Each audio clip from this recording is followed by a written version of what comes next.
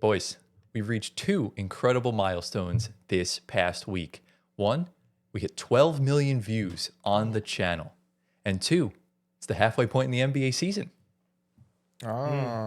Which means it is time for our second annual. This is the first time we're kind of doing a second annual Midseason Awards. So we're going to go through all the awards from MVP to Rookie of the Year to all NBA teams and everything of that nature that there is to win in this league. And we'll give you guys our top three for each because it's still early on in the season. There's going to be some debates on who gets what and whatnot. So it should be exciting. But boys, it's episode 93. How we doing today? Yeah. Listen, I love predictions, bro. I live for predictions with awards like this. Yeah, Well, it's not even. It's not never predictions. get them right though. It's not predictions. It's just who we think like our awards. Yeah, I mean, but we're still predicting. But again, it could change drastically because there's still half of the season left. But we have kind of like the favorites, I guess. It is kind of predicting though. Yeah, I guess, yeah. It's like, predicting, yeah, for us. It's a little predictive, but it's also like who's the best right now. Right, yeah. Yeah. Like for some of the picks, I didn't necessarily go with the odds. I went with someone that I think should win. It's Like an good, award fair. like Clutch Player of the Year, it's so hard to gauge that award because it's just so random where we don't know what the criteria is. So it's kind of just a pick 'em. No, yeah, exactly. But no, I totally understand that. It should be interesting once we get into that segment later on in the second half of the show. Gio, those Niners, man. Yeah, let's not talk about that. It's honestly. okay, Like, man. I'm still like recovering from that, but yeah, let's talk basketball today. Listen, I'm happy because I got my head coach, John Harbaugh's coming in. It's a new era. Dude, you're a Giants fan. I'm sorry. You didn't know that? Where the hell? I'm sorry. You literally are Patrick Starr. No, listen.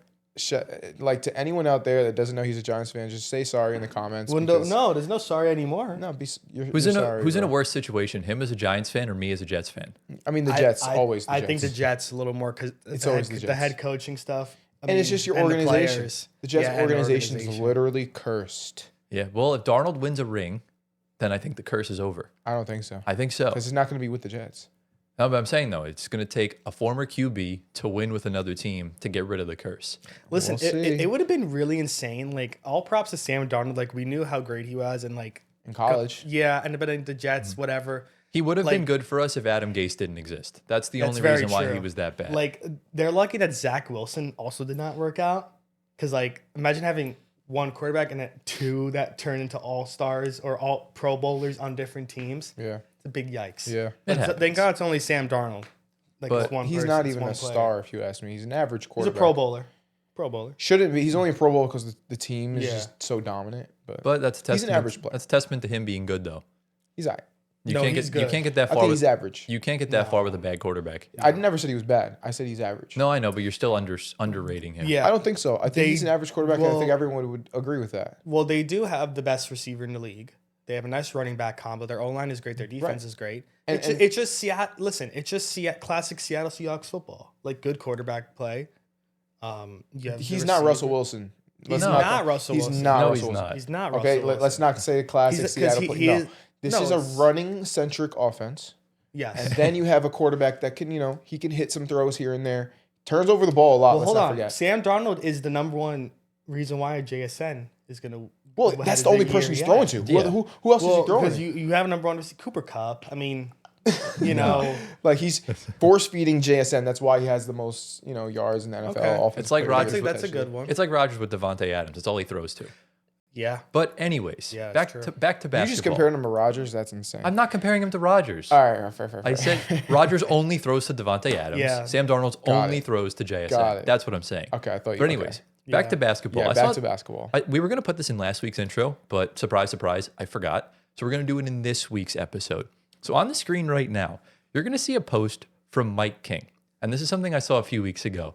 Remember how the Nets were trying to go at Carmelo Anthony to try and sign him or trade for him in like the early 2010s? Yes. Someone found on eBay a pitch book to Melo in 2011, and here is what it looks like. This is what they envisioned on the team looking like. So the team involved Chauncey Billups at the point guard, Rip Hamilton at the 2, Carmelo at the 3, Chris Humphries at the 4, and Brooke Lopez at the 5. So this is essentially what they're giving Melo in like a meeting with him. Yeah. And like he's just looking through like back in the days where the executives made their pitch to the athletes to come in, like the meetings, like PowerPoints. Right. But this is like an example. I did see this photo. Yeah. I didn't even notice Chauncey was there because I always saw it was Melo. That's low-key front and center. That's low-key a fire team, I'm not going to lie. Wait, why are all these players on that team? Well, That's what they were trying to pitch to Carmelo. Yeah. They're going to say, like, if you come over here, we're going to get Rip, we're going to get Chauncey. Yeah. Yeah, because Brooke and Chris were already there. Mm-hmm. So, yeah, Rip and Chauncey. Yeah. That could have prevented Bad pitch. that could have prevented the Celtics trade. Yeah, it probably would have. Well, not really, because these all are also like all-star players, and you have to trade picks for them as well. No, but what I'm saying is that the Nets were in a situation where they didn't have star players beforehand, and they wound up trading their future to get them. I see what you're saying. And the future wound up being Jason Tatum and Jaylen Brown. Yeah. Yeah. So I wonder who got their hands on that. again, it was on eBay, so someone probably that worked for the team had an extra copy, and it's probably going to make a ton of money because this is something rare. And low key, as a Nets fan, that would have been a cool little era. It probably wouldn't have lasted that long. Carmelo would not have been my favorite player anymore. But Carmelo in a Brooklyn jersey would have looked a lot better than a New Jersey Nets jersey. I agree Those jerseys are not bad though. They're not bad. like Those are really good. I prefer they're really my nice. they're my least favorite of the three, with the blue navy one and the red Nets one's my favorite. Oh, you're talking about the alternate ones. Exactly. But I thought it was an interesting thing to take a look at in the intro because that's always just kind of random. Yeah. But obviously, we're going to do our, Midseason Awards today. So if you guys do enjoy today's video, be sure to drop a like, subscribe to the channel, get us to 10,000 subscribers by our 2-year anniversary. We have, a little under 2 months until we hit that on March the 13th, which will be when our 100th episode drops as well. Hit the bell. Yeah. You guys have been crushing it with the support on Spotify. The numbers have been incredible. We can't thank you enough. Wow. Be sure to drop comments on Spotify. It will be featured in G of the Week if you guys do. Yeah. Make sure you answer the polls and everything of that nature. Follow our socials down in the description below. Personal ones are on the screen right now. Get my guy Giovanni to 1 million Instagram followers. Join the Discord. Follow the Twitch. We're probably going to stream next week because Prince and Kev are going to help me finish setting it up because they're the Twitch experts. And obviously, we'll do our first 45 minutes to an hour of news and boys and random stuff. Do we have anything else to say before we dive right in? Let's rock. Into the first segment we go. Yes, 2 weeks in a row. We've changed clothes. Another time travel episode here on the show. So we recorded the majority of this episode on Monday, January 19th. Today is Tuesday the 20th. And funnily enough, we actually talked about something very similar to this yesterday about the Golden State Warriors and Jonathan Kuminga, as there is this ongoing feud with Steve Kerr and the Warriors front office, and he requested a trade from the team, was what Shams reported, I think on Saturday or Sunday. It was one of those 2 days. And we also kind of talked about how the Warriors just keep mismanaging Steph Curry's post-prime and this post-dynasty era. Klay Thompson's gone, Jimmy Butler comes in, and they've been kind of good, kind of mediocre. They've been really kind of mid. And unfortunately, as soon as we got home from recording yesterday's episode, we get a bombshell from Shams Charania that we're going to put on the screen right now, saying breaking: Golden State Warriors star Jimmy Butler has suffered a season-ending torn right ACL, sources tell ESPN. This is probably the worst possible situation that could have happened to the Warriors, considering that Jimmy Butler's in his mid to late 30s. He is on a 2-year, $120 million contract. And you just gave up 3 first-round picks and Andrew Wiggins, your all-star starter who helped win you a championship, for the man himself. So during the game last night, weirdly enough against the Miami Heat, he catches a lobbed pass from Brandon Bajemski, and he just kind of landed awkwardly. And like all ACL injuries, that right leg just kind of caved inwards. Yeah. And the reaction was immediately. Yeah. I watched the video from Dr. Brian Sutter, who's always on Twitter and YouTube, and he said typically with ACL injuries, you feel it right away, and it usually results in that kind of reaction. If you remember when KD tore his MCL both of those times with the Nets, he didn't really have that type of reaction. He just went to the ground and was grabbing his knee. When obviously a hyperextension, it's the same kind of reaction as the ACL, but you can tell when the knee bends backwards, it's not structural damage. Right. But with this, you obviously can tell the majority of it. So I just have some more tweets that we're going to put on the screen right now, kind of regarding this situation. The first one comes from Guru, who's a big Warriors fan on Twitter, and he says the Jimmy Butler injury is just the latest heartbreak for Warriors fans. It gets to a point. So it kind of just takes you throughout the past 7 years of 2019. KD tore his Achilles, then Klay tore his ACL the next game. Klay wound up touring his Achilles once he recovered from that injury in practice. Then DeAnthony Melton tore his ACL in 2024. Wow. Steph strained his hamstring in 2025 in the playoffs against the Timberwolves. And now this. And also Steph broke his hand during the 2021 season when the Warriors were still kind of tanking and weren't like the greatest team. So, you know, I guess that's like what happens. You have like this extreme high of winning all those rings, and then you just have these like horrific moments. That's just unfortunately what happens too when you're playing the whole season. You're having a short off season, 4 to 5 seasons in a row. Bodies start to break down.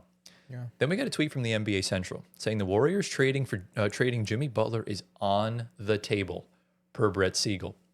Saying all options will be on the table for the Warriors with nearly 2 weeks before the trade deadline, including the possibility of trading Butler to try to maximize their championship push this season. Butler's currently making $54.1 million this year and will be making $56.8 during the 26-27 season before becoming an unrestricted free agent. So interesting things the Warriors can do there. And the last tweet we're going to put on the screen comes from KNBR, which I think is some radio station out in the Bay. Yeah. And it says, with Jimmy Butler possibly missing time, could you go to Jonathan Kuminga if there's a need for that position? That was what the reporter asked Steve Kerr. And he said, sure, absolutely. And someone said, is he ready, practice, and all those things? He said, yep. So obviously you guys are not going to see what we recorded on Monday because none of it matters anymore. Yeah. But there were reports swirling around that Jonathan Kuminga was faking his injuries because he hasn't played in God knows how long. And obviously an anonymous Warriors player said, I would do the same exact thing and stuff like that. So interesting situations on where the Warriors are at. They might not trade Jonathan Kuminga. They could still trade him and trade Jimmy Butler along with him. There's so many different options as far as that goes. But I want to talk about the actual injury and future for Jimmy Butler first. That's where we're going to ask you this question, Gio. Because those of you that don't know, I almost said Jimmy. Gio is very well versed in the sports medicine, athletic training world. So he kind of knows the ins and outs of, the body and everything of that nature. So not a professional, but I'm getting there. Getting there. Yeah. So talk about the injury. Talk about what this means for the Warriors and what does this mean for Jimmy Butler's, future. Yeah. So immediately when I saw the video, I saw it like 5 minutes ago, but I saw him jump up to get the whatever it was, the pass, the rebound. The pass, yeah. And as soon as he landed, he had in his mind he wanted to get right back up off the ground. So it's really that double jump, that really like quick double jump. That's where you see a lot of ACL injuries, especially if you're in an awkward position landing. That's probably like almost a guaranteed ACL tear every single time because you land and immediately from that landed position, you try to spring right back up. And that's really where the tear happened. So we saw ACL injuries once again, like Tyler said. I'm just going to repeat what you said because you said basically when that knee collapses inwards, that's where the ACL is at risk. And that is exactly what we saw in the video. It not only was it inwards, you saw sort of like a forward. It's like forwards and inwards as well. So it's like an anterior. Like a slanted? Yeah, like a slanted. So it's anteriorly and medial, right? So it's both ways. Yeah. And so ACL, once again, it stops that knee joint from sliding. If you can see me here, I'm sliding like this. That's the ACL prevents this from happening in your knee joint, right? I could put your thing on full screen so everyone can see. Yeah. So there you go. That sliding action, the ACL prevents that from happening between the two joints. And unfortunately, Jimmy Butler is how old now? I think he's like 36, I want to say. Or yeah, I could pull it up. Hold on. Yeah, like that's an age where you start to, like, let's say he was 24, 23, 22. You might not tear your ACL there. Yeah. But since he's at this age, I mean, he's still super physically gifted, strong. He can jump. Yeah, he just turned 36. Sorry to cut you off. Yeah. So he just turned 36. Yeah, like, he's getting older, so ligaments start to wear down just a little bit. And unfortunately, this happened. I don't know. His future, I don't know. Like, you see, it depends. Like Klay Thompson, like he said, he came back from his injury, then he tore his Achilles. Right. But then you have other people who come back from ACL injuries. I'm going to go football on here. Adrian Peterson, he came back from his ACL injury, and he had the best season he's ever had. Right, Adrian Peterson. I think that's where the problem comes in because we've obviously seen so many season-ending injuries over the past however many years. We know guys like Tatum and Halliburton will be fine because they're young. Damian Lillard's 37, and just tore his Achilles. Yeah. Jimmy Butler just turned 36 Yeah. and just tore his Achilles. Yeah. There's His ACL. Oh, ACL, sorry, yeah. There's a small fraction of players at that age, and a lot of them are way past their prime. Look at Al Horford. He's definitely lost some steps since last year in Boston when he's 40. So we know LeBron's starting to go on the decline. We're starting to see these older players not have enough in the tank anymore. And for Jimmy Butler, someone who is this just natural winner, competitor, kind of just is all over, I just don't know if he'll be able to return to that sort of form. Yeah. And that's the biggest question. Yeah, if I'm betting on it, although I don't want to say this because I don't want to be negative, Yeah. I don't see him returning to, a star role after this. But we'll see. Anything can happen. So I'm not going to rule that out. He already took a step backwards going to the Warriors Exactly. because he was the guy in Miami. Yeah. That run in 2023 will go down in history. And, it's just super unfortunate to see what happened to him. So, Antoine, I'll ask you your thoughts. And then, I know we talked about it yesterday, but obviously since the viewers didn't see it, talk about Jimmy's future and everything, and talk about just how the Warriors have handled everything this decade because it's been a mess. Yeah. First off, they gave Andrew Wiggins a nice little homecoming yesterday. If you saw the video, Really nice tribute. We are not an Andrew Wiggins podcast, unfortunately. So there's no positive Andrew Wiggins talk. I don't know what he has against this Andrew Wiggins. area of the podcast. I like Andrew Wiggins. I love Andrew Wiggins. But anyway, I transcend. Yeah, dude. Okay. To piggyback off what Gio said, he's saying that he doesn't see Jimmy being a star player ever again. I'm going to change your sentence. I don't see Jimmy Butler playing basketball ever again. Wow. I think I think that is the last moment we're ever going to see Jimmy Butler. There's no way he goes out like that. Oh, I 100% think that's the last thing. I think 100% He's going to not get Russell coming Westbrook back. treatment. No team is going to want him. Is that what you're saying? Well, I don't know about that. He's still under contract. As a fan, I don't want to see that. But if we're realistically thinking about it in terms of himself and where the team is at himself, and if anyone's going to sign him post Warriors era, there could be nothing on the table for him. That's kind of the realistic sense of thing. Plus with the aprons, coming about, how long the ACL recovery is for him as well, put into play. They could run out to end of the 2-year deal or just right smack before. Just very unfortunate for him. One of my favorite players growing up, he kind of came on the scene out of Marquette. He was a last pick of the first round from the Bulls. He was, yeah. Came onto the scene, loved what he brought to that team because that was post Derrick Rose era. And they finally found that star, and he came on, and it was phenomenal. He was a lockdown defender in those days. He's that guy, man. Yeah. It's just unfortunate. Honestly, injuries are part of the sport, and we hate to see things like this happen to our own players, like our favorite players, and to other players in the league, of course. Yeah. He almost didn't even play the game yesterday. He was listed as questionable for personal reasons, and he wound up playing. Just sat Oh out. wow! Yeah. So But something's going on. Jimmy's too. always going to show up whenever he can. But kind of piggybacking off what you said, Antoine, about this running through the length of the contract, that's where things get interesting, because Kyrie Irving tore his ACL in late February, and he's still not playing. Right. Wow. The Warriors are already expecting Jimmy to miss the start of next season. Yeah. So there's a very good chance we don't see him until this time next year, if he does come back. Yeah. But based on his age and based on the situation, we might not see him at all for the rest of this season and next season. Wow. Yeah. So that's where you kind of get into the glimpse of maybe do you trade him? Do they pull a Bucks and try and sign someone in free? Do they try and sign someone like Peyton Watson in free agency and then waive Jimmy Butler? The thing that cap hit is massive, more than Dame is. Yeah. Obviously, you can't trade him now because the value has skyrocketed down. Yeah. The only plus that the Warriors can do, you have 15 days. Play Jonathan Kuminga every single game. All 48 minutes. Get that stock up really high. Ship them out. And you get picks back or young players. Make Kuminga's value in the next 2 weeks skyrocket, where some teams are like, all right. But some teams aren't stupid. They feel all right, this is clearly a ploy that Jimmy's out. They're boosting Kuminga's value to playing 48 minutes. This is not happening with us. Right. I don't think owners are that stupid like Nico Harrison is. He's not an owner. A general manager. Yeah. Owner, general manager. But even Kuminga, I mean, they do have a guy like him, of course, that can come on and kind of fill what Jimmy did.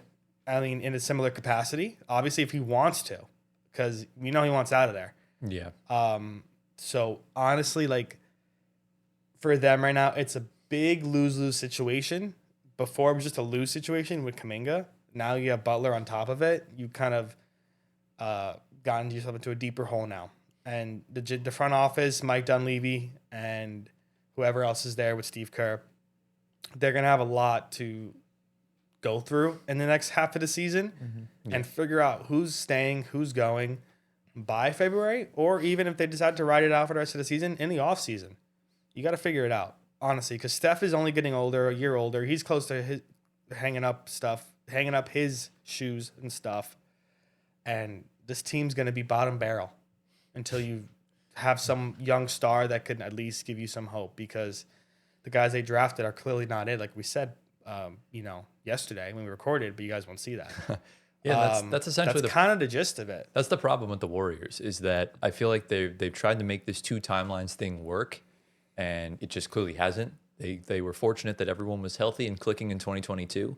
And then after that, that's when Klay started to be hella inefficient. And you saw, Pods struggled after year 1. And you saw Kuminga and Poole struggled after winning that championship. And you bring in different players. And like I said, you had chances to bolster this team. Lauri Markkanen was available and only for you. And you didn't want to get rid of Brandon Podziemski because you thought he was going to replace Klay Thompson.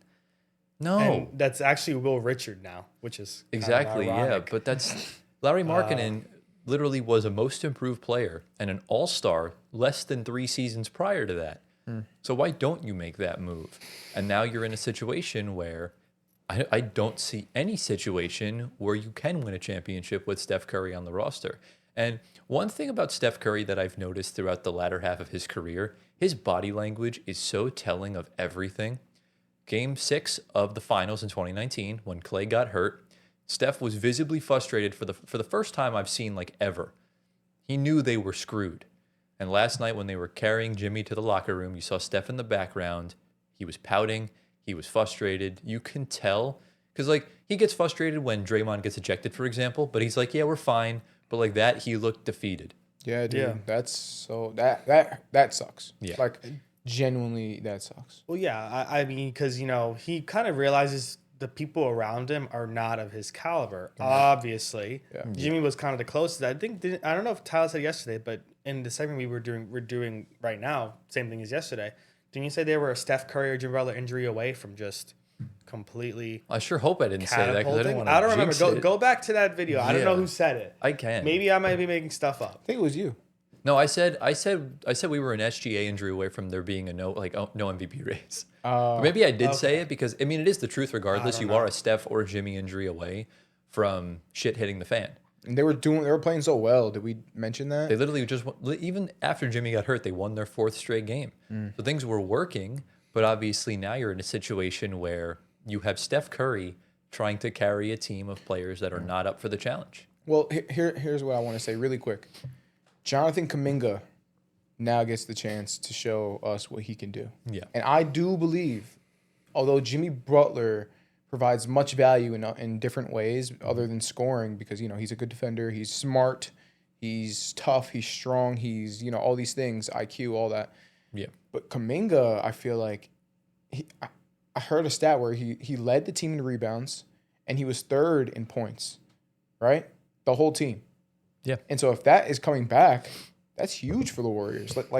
We can talk about the upside, because now he gets the chance to show us what he can do and show us how he can help this team. And if I'm being honest here, maybe he's better than Jimmy Butler right now at this point in their careers. What do we think? I disagree, because even when Kuminga's playing, he's not up to par of Jimmy. And the biggest problem, losing Jimmy specifically, is you are not going to get a single call for the rest of the season. Jimmy Butler was averaging damn near 8 free throws a game. Before he even got to the team, the Warriors were sitting in 30th or 29th in free throw rate. And they don't get the calls. They don't get to the line because they jack up so many threes. They're undersized, so you're not going to make a lot of contact down low. And Steph Curry's notoriously had a terrible whistle his whole career. So now with your interior I guess not foul baiter, but your interior foul drawer is gone, that's going to be a huge problem because I feel like every time I watch the Warriors, they just get completely blitzed and dominated in the paint. I've seen Quentin Post get dunked on so many times this season. It's ridiculous. And that's only going to continue, especially now that there's another, he's not a big man, but like another, bigger player gone. Exactly, yeah. I want to bring up a little thing we touched on yesterday too that we haven't touched on yet, but this makes it more plausible now. Because now Jimmy Butler's out, and this applies to you, Tyler. I'm not trading MPJ to the Warriors. Well, now the opportunity has presented itself. Ooh. And you said the Warriors, someone said they are interested, and then they came on to they're not, but you got Jonathan Kuminga. I mean, I don't want Kuminga. The only way I'd be okay with it is if Kuminga goes to a third team and the Warriors attach picks to send to us. Because how about you're getting Anthony Davis involved in that trade too? Ooh. We don't need Anthony Davis. Well, he's going somewhere else. Not to you guys. Well, I don't think the Mavs would be involved. I think the Kings really want Jonathan Kuminga. You want to see some of these trade machines? This is a 3-team deal actually. You just said one of them because we're already 23 minutes. I'm going to say some, but this is a 3-team trade that could work for Tyler, obviously. So MPJ and Dalton Connect go to the Warriors. Kuminga and Buddy Hield go to the Lakers. Okay. Nets get Rui, Moses Moody, Maxi Kleber, and 2 first-round picks. The 2 first-round picks are good. It's interesting. I mean, the what I've seen from MPJ trades was that he would go to the Warriors. They would send Kuminga over to the Kings, and then the Nets and Warriors would kind of split some of the contracts they sent back. I think Sabonis would go to Golden State, and Jimmy Butler essentially in that trade, or whoever's making money can go. Yeah. And the Nets would take on one of the younger players from the Kings, could be like Keon Ellis and a bunch of players, but. For me, as a Nets fan, I think MPJ should be untouchable unless you get a Mikal Bridges type offer. Yeah, and then bringing him to the Warriors is gonna just. The Warriors have no more leverage in any trade scenarios now that Jimmy Butler's done, because instead of trying to trade, because they were one piece away from contending, now they're one piece away from getting into the playoffs rather than contending for a championship. So their ceiling is first round. I don't see them even making it out of the play-in if this run of form continues. And, even if you do get out of the first round, you're staring down either Shea, Jokic, or Wemby. And cooked. They won't win a game at all. No, not at all. So, I don't want Steph to request a trade because I want him to stay a Warrior his whole career. But to the highest of keys, consider it, because this is not about market. This is not about anything. This is just about respect and for yourself and for the sanity of yourself, because I don't know how much more of this he can tolerate. Right. And the Warriors desperately need to move on. And newsflash, he's the only player on this roster that actually gets you a return to set up for the future. Wow. So that's the truth right there. We'll see, man. We'll see what happens. Steph Curry to the Nets in 2027. That would be amazing. MPJ for Steph? No, he would join MPJ. Yeah. Oh. That'd be cool, though. If he comes to the Nets, we'll have both Curry brothers. I will also say, but I don't think any team's going to do that because he's 37. You're not getting much out of him left. I think so. Oh, I think teams would be willingly trade multiple first-round picks for Steph Curry. I think you got 3 good years of Steph left, I'm being honest. Yes. 3? Okay. 3 good years. Yeah. The only way the Warriors can get themselves out of this is either that or if they somehow manage to finesse the Bucks for Giannis. Yeah. So we'll see what happens. So that's essentially the main gist around the Golden State Warriors. Let us know down in the comments, where do you think the Warriors should go from here? And what should they do about Jimmy Butler? And how will they do the rest of this season? And boys, do we have any sort of final thoughts, questions, comments, concerns before we send you all back to yesterday's recordings? Let's go back. Send them back. Guys, we actually got some semi-breaking news, I suppose we'll classify it as that, literally before we started recording, maybe like 10 minutes ago. And it's regarding the All-Star break.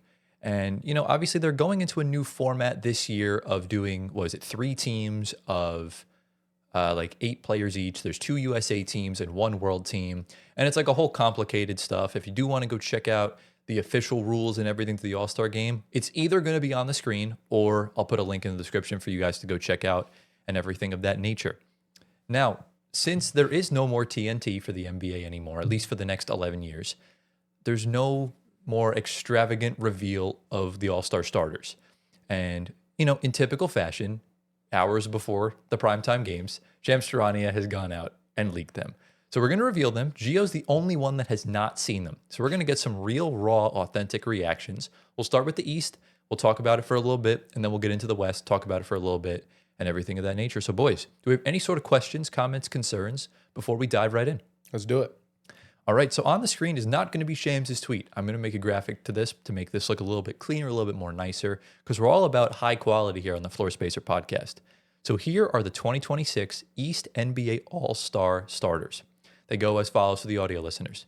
Jalen Brunson from the New York Knicks. Nice. Giannis Antetokounmpo from the Milwaukee Bucks. Tyrese Maxey from the Philadelphia 76ers. Cade Cunningham from the Detroit Pistons. And Jaylen Brown from the Boston Celtics. I like it. Yeah. I like it. I These are think the starters. They nailed it right on the head with all 5. No snubs off You the don't top think of so? my head. Yeah, I think that's the top 5 I would have chosen. The top comment on the tweet says Keyshawn George snubbed. I like him a lot, but he's not quite there yet, buddy. Exactly, yeah. People are saying Donovan Mitchell. I mean, He's not a starter know. this year. Not this year. That's really pretty much it. else, Of though? course, I'm trying Hallie's injured. Well, yeah. I mean, Tatum's injured. I guess the discrepancies would lie. Did Giannis not play enough games to be an all-star That's what starter? I was going to say. Yeah. That's what I was going to say too, because we know Giannis sat out for, 2 to 3 weeks? Yeah. Do they have reserves over here or no? They're going to do that in a few more Yeah. weeks. In a few more weeks. Because the way they do Okay. it, they combine the fan votes, and I believe they do the coaches as well. It's kind of like a combination. Yeah. But, there's a little bit of differences from the last fan return. The top 4 was all in, but 5th was Donovan Mitchell, 6th was Jaylen Brown. Okay. There wasn't that big of a difference. It was only 15,000 votes. But again, the coaches could have swayed that the other direction because Jaylen Brown is having an all-time great season for his standards, and Donovan Mitchell's having pretty much the same Donovan Mitchell season as always. Yeah. I understand why it's fair. Yeah. The other names that were kind of below, those were the only 6 players above 1 million votes. So anyone below, you're looking at Kat, you're looking at Jalen Johnson, Michael Porter Jr., and Pascal Siakam. Okay. And I was thinking Jalen Johnson, but then I'm like, who would I sub out to Yeah. put him Yeah. in? he also hasn't had a great week either. Okay. Yeah. Yeah. So I think that's totally fair. Obviously, we know that Giannis and I think Giannis is the only one from the East playing in the world, on Team World. Everyone else Yeah. in the East is American. Yeah. 100%. So not too bad.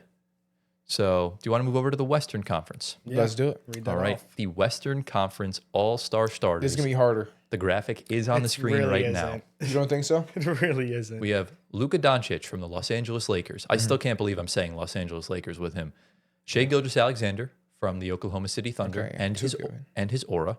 Steph Curry from the Golden State Warriors. Goodness gracious, bro. He should not be a star. I'm not dapping him up. Nikola Jokic from the Denver Nuggets.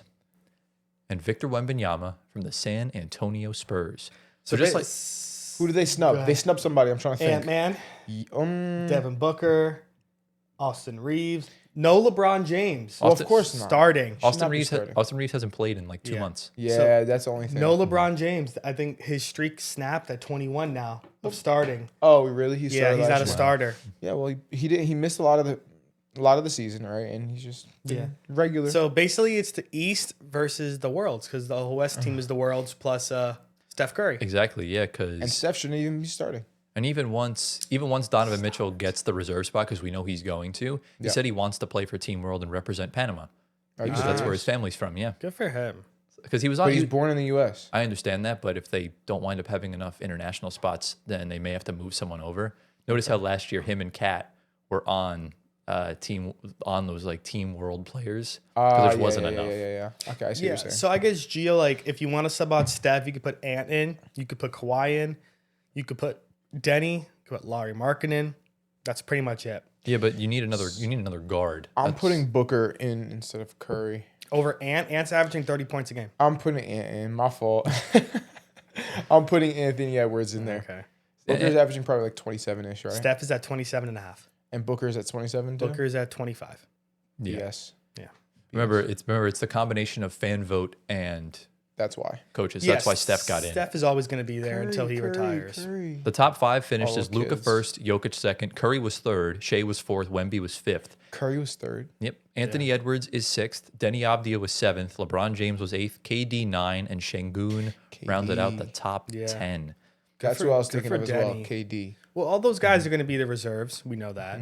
Oh, absolutely. so- We're gonna see some first time All-Stars this year. Denny Abdi is a name that's already on our minds. 100%. Jalen Johnson should get in. What about Jamal Murray? Jamal Murray absolutely right? should get in. Doing great. Jamal Yeah. should get in. And Anthony Edwards, by the way, dropped 55 points against the San Antonio Spurs. 55 the other night against the Spurs. Oh, that's Yeah, he did. insane. So he got snubbed. I don't know if he got Hey, necessarily whatever. snubbed. He'll be an All-Star. He should be a starter. I don't know. It's tough to gauge because I think Curry's having a good season, and I think he just deserves it.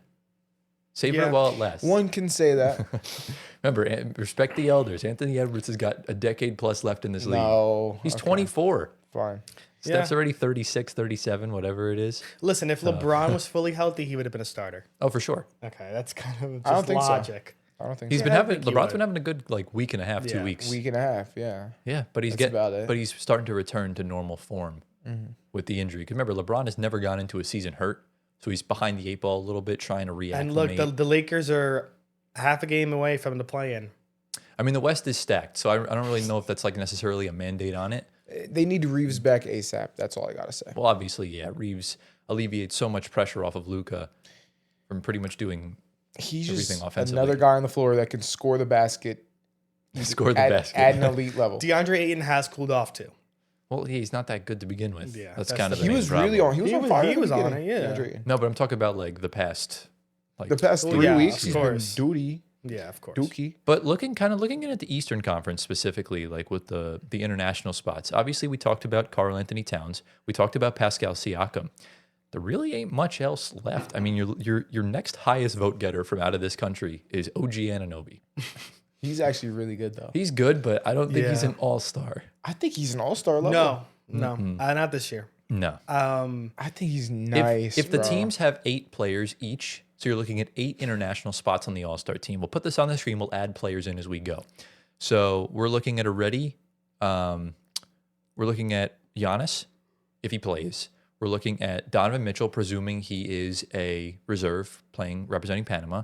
We're looking at Jokic, Luka, and Shea, and Wemby. That's already 6 players. Then Abdi would make 7. Yep. Who would that last spot go to?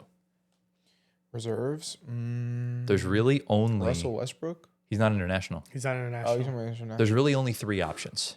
You're looking at Jamal Murray, Alperen Şengün, and Larry Markkinen. It's gotta be Şengün. Well, it's a toss-up.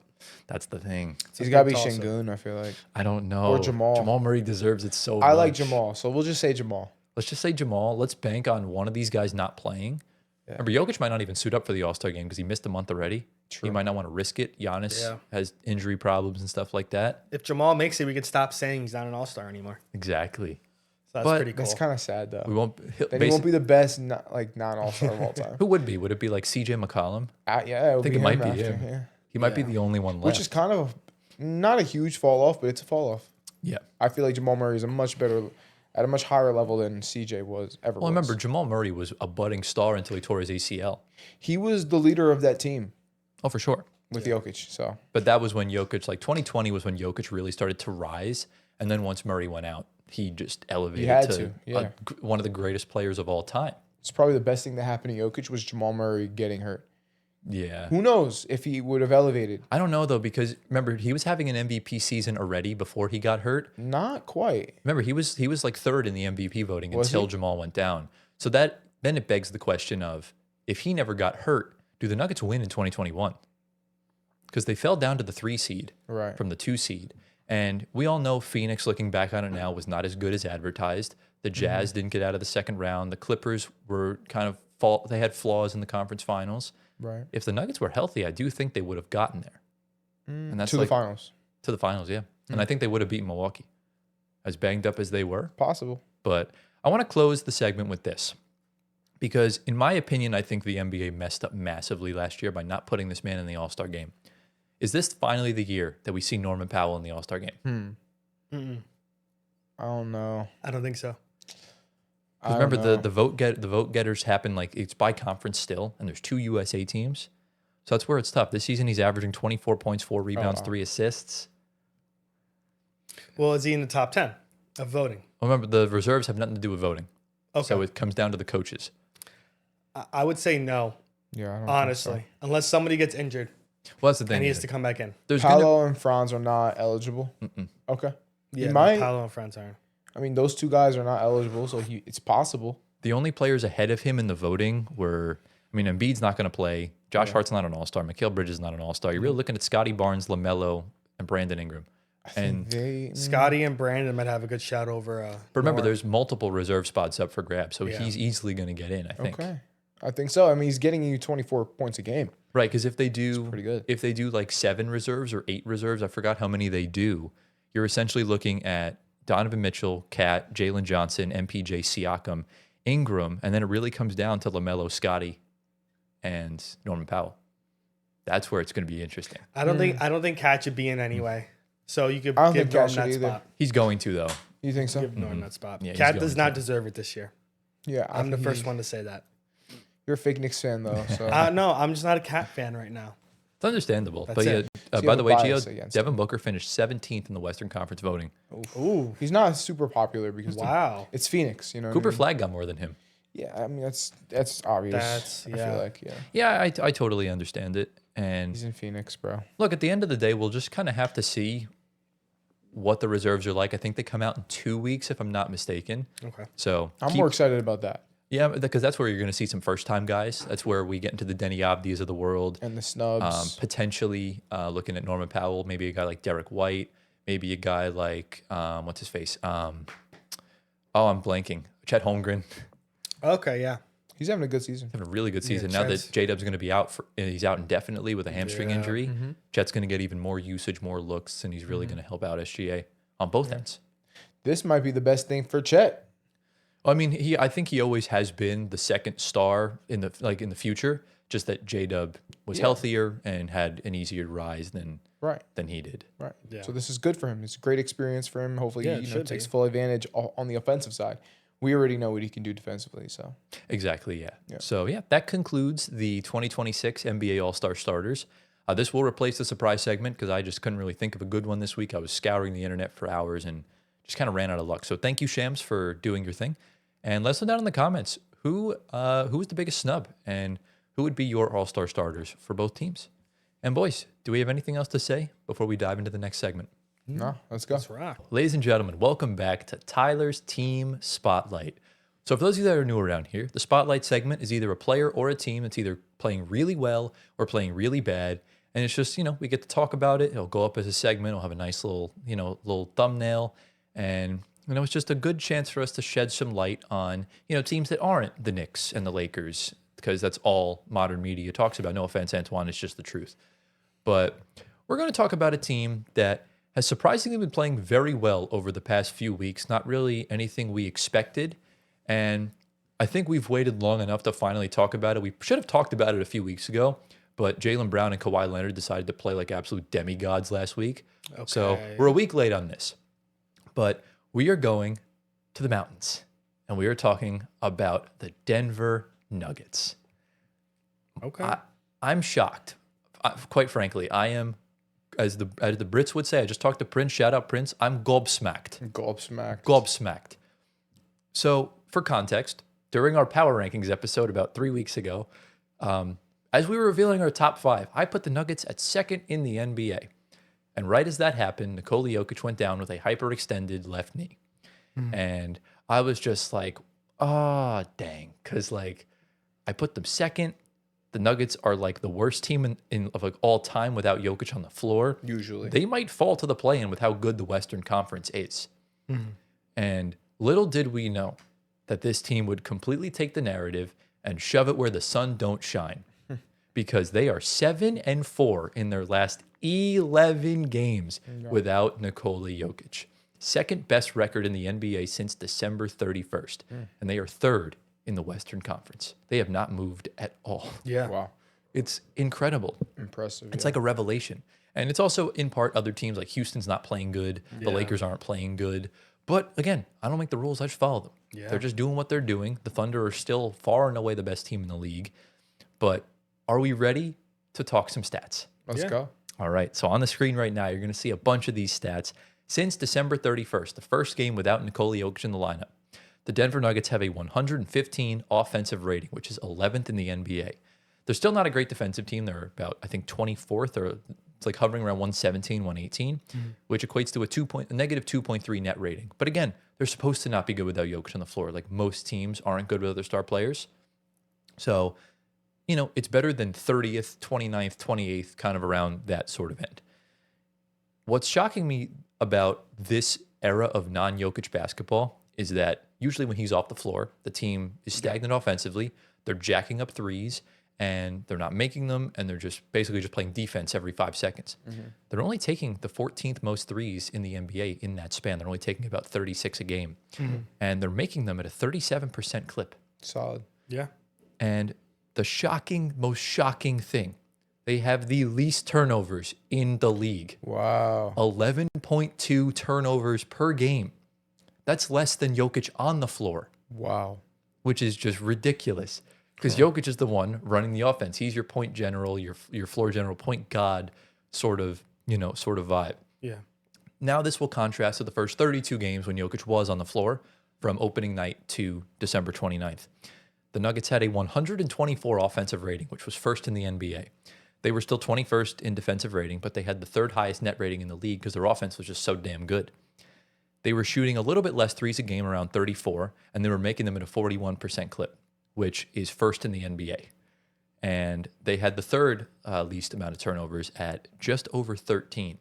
So the fact that in like a third of the amount of games, they're turning the ball over less is pretty damn good. And then we're going to put some numbers on the screen. This is from Data Baller, which is a new site that kind of came around last year that shows on-off statistics with certain lineups and certain players and stuff like that. Since Jokic's first MVP season, 2021, to now, the Nuggets have a 108 offensive rating. To contrast that with Jokic on the floor, they have 124 offensive rating in those 5 seasons combined. Defensive rating is around the same, 115 without, 113 with. Their net rating, because the offense is so bad without him on the floor, is a minus 7.2. With him, they're a 10.8. So it's a humongous swing. Before this season, the Nuggets had the worst offensive rating of all time without Nikola Jokic on the floor, and they had one of the best with him on the floor.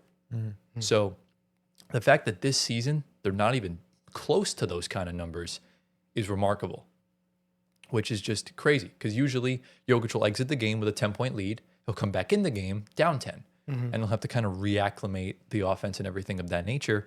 But now that he's not there at all, there's no need to rely on him to come back. They're sort of winning by committee. Yeah. I'm not really seeing any like hero ball type basketball. They're moving the ball well. They're playing good defense. They're rebounding. They're taking good care of the basketball. This is what we envisioned on the Nuggets doing, when they won their championship in 2023. And again, just to put into context of just how ridiculous the numbers on off the past few years were without Nikola Jokic, this season, the Thunder still have a plus 9.1 net rating without SGA on the floor. Wow. So it really goes to show how good he makes the guys on his team. Yeah. Shall we talk some players? Yeah. Let's talk about the man that Gio wants to be an all-star, Jamal Murray. This season, he is averaging 26 points, 4 rebounds, 7 assists, top 10 in assists, and he's top 15 in points per game. He is shooting 49% from the field, 45% from 3, and 89% from the free throw line.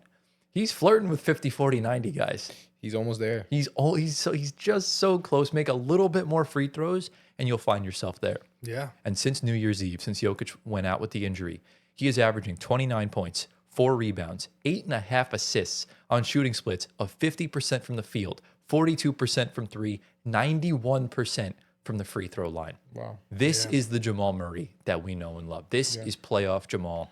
Bubble Jamal, whatever you want to say. Bubble Murray was crazy. Dude, he was insane. Yeah. And we also forget, Jokic did have one of the greatest playoff runs of all time. Jamal Murray was outstanding. Yes. He also had the triple-double in Game 3 of the finals. He was incredible against the Lakers and the Suns. Yeah. He's just that dude. He is. And let's talk about Peyton Watson. This dude has taken a leap. And I actually do have some tweets from 2022 and 2023 talking about this kid, buying stock in him at the time, being that dude, taking the big leap. I was never wrong. I was just a little bit early. What kind of leap were you talking about? Let's be honest here. Were you talking about superstardom? Were you talking about said second a quality role player? It said second year leap. So you can, it depends on how you want to interpret it. No, how did you as far as I interpret it, long term, I'm talking DPOY. Okay. But, you know, a second-year leap, good player. Got it. But obviously I was just early. Right. This season, he's averaging 14 points, 5 rebounds, 2 steals, 1 block on shooting splits of 51% from the field and damn near 40% from 3. Just a little bit under. Yeah.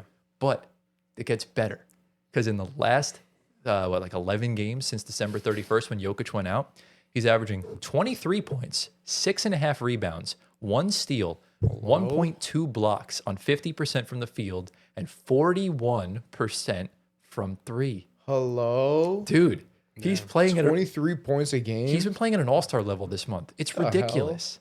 That's weird. And that's the thing. We all didn't really know if Peyton Watson was going to take that jump. Who has Bro on fantasy?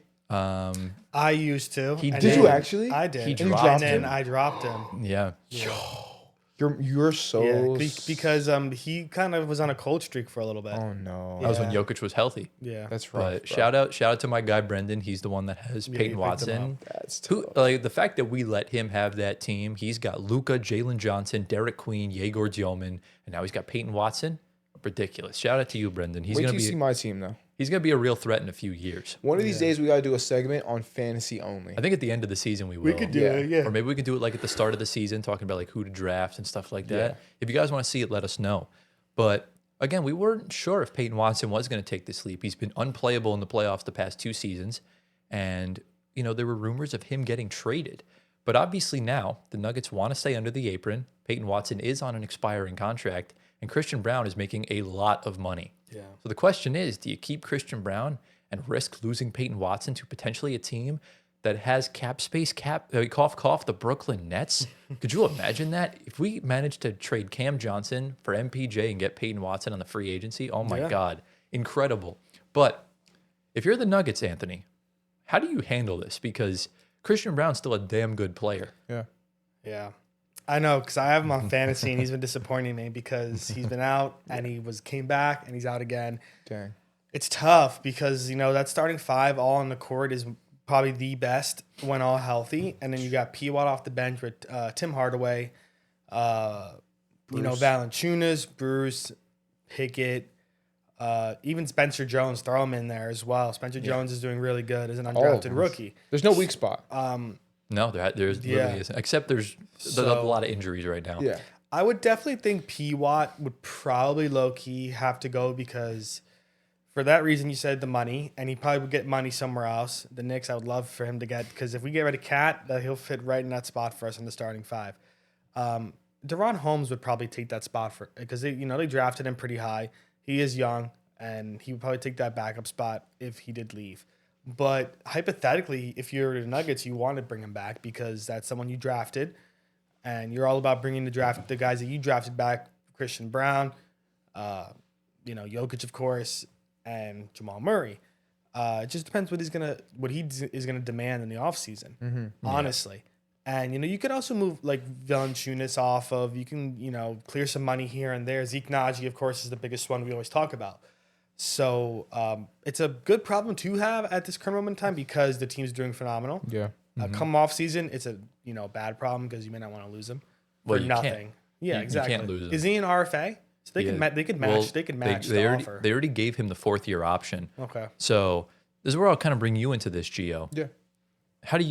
Who would you choose in this situation regarding Peyton Watson or Christian Brown? Oh, my God. Choose dude. both. Don't make me do that. You have to choose one because I guarantee you they're not keeping both. I would choose Brown.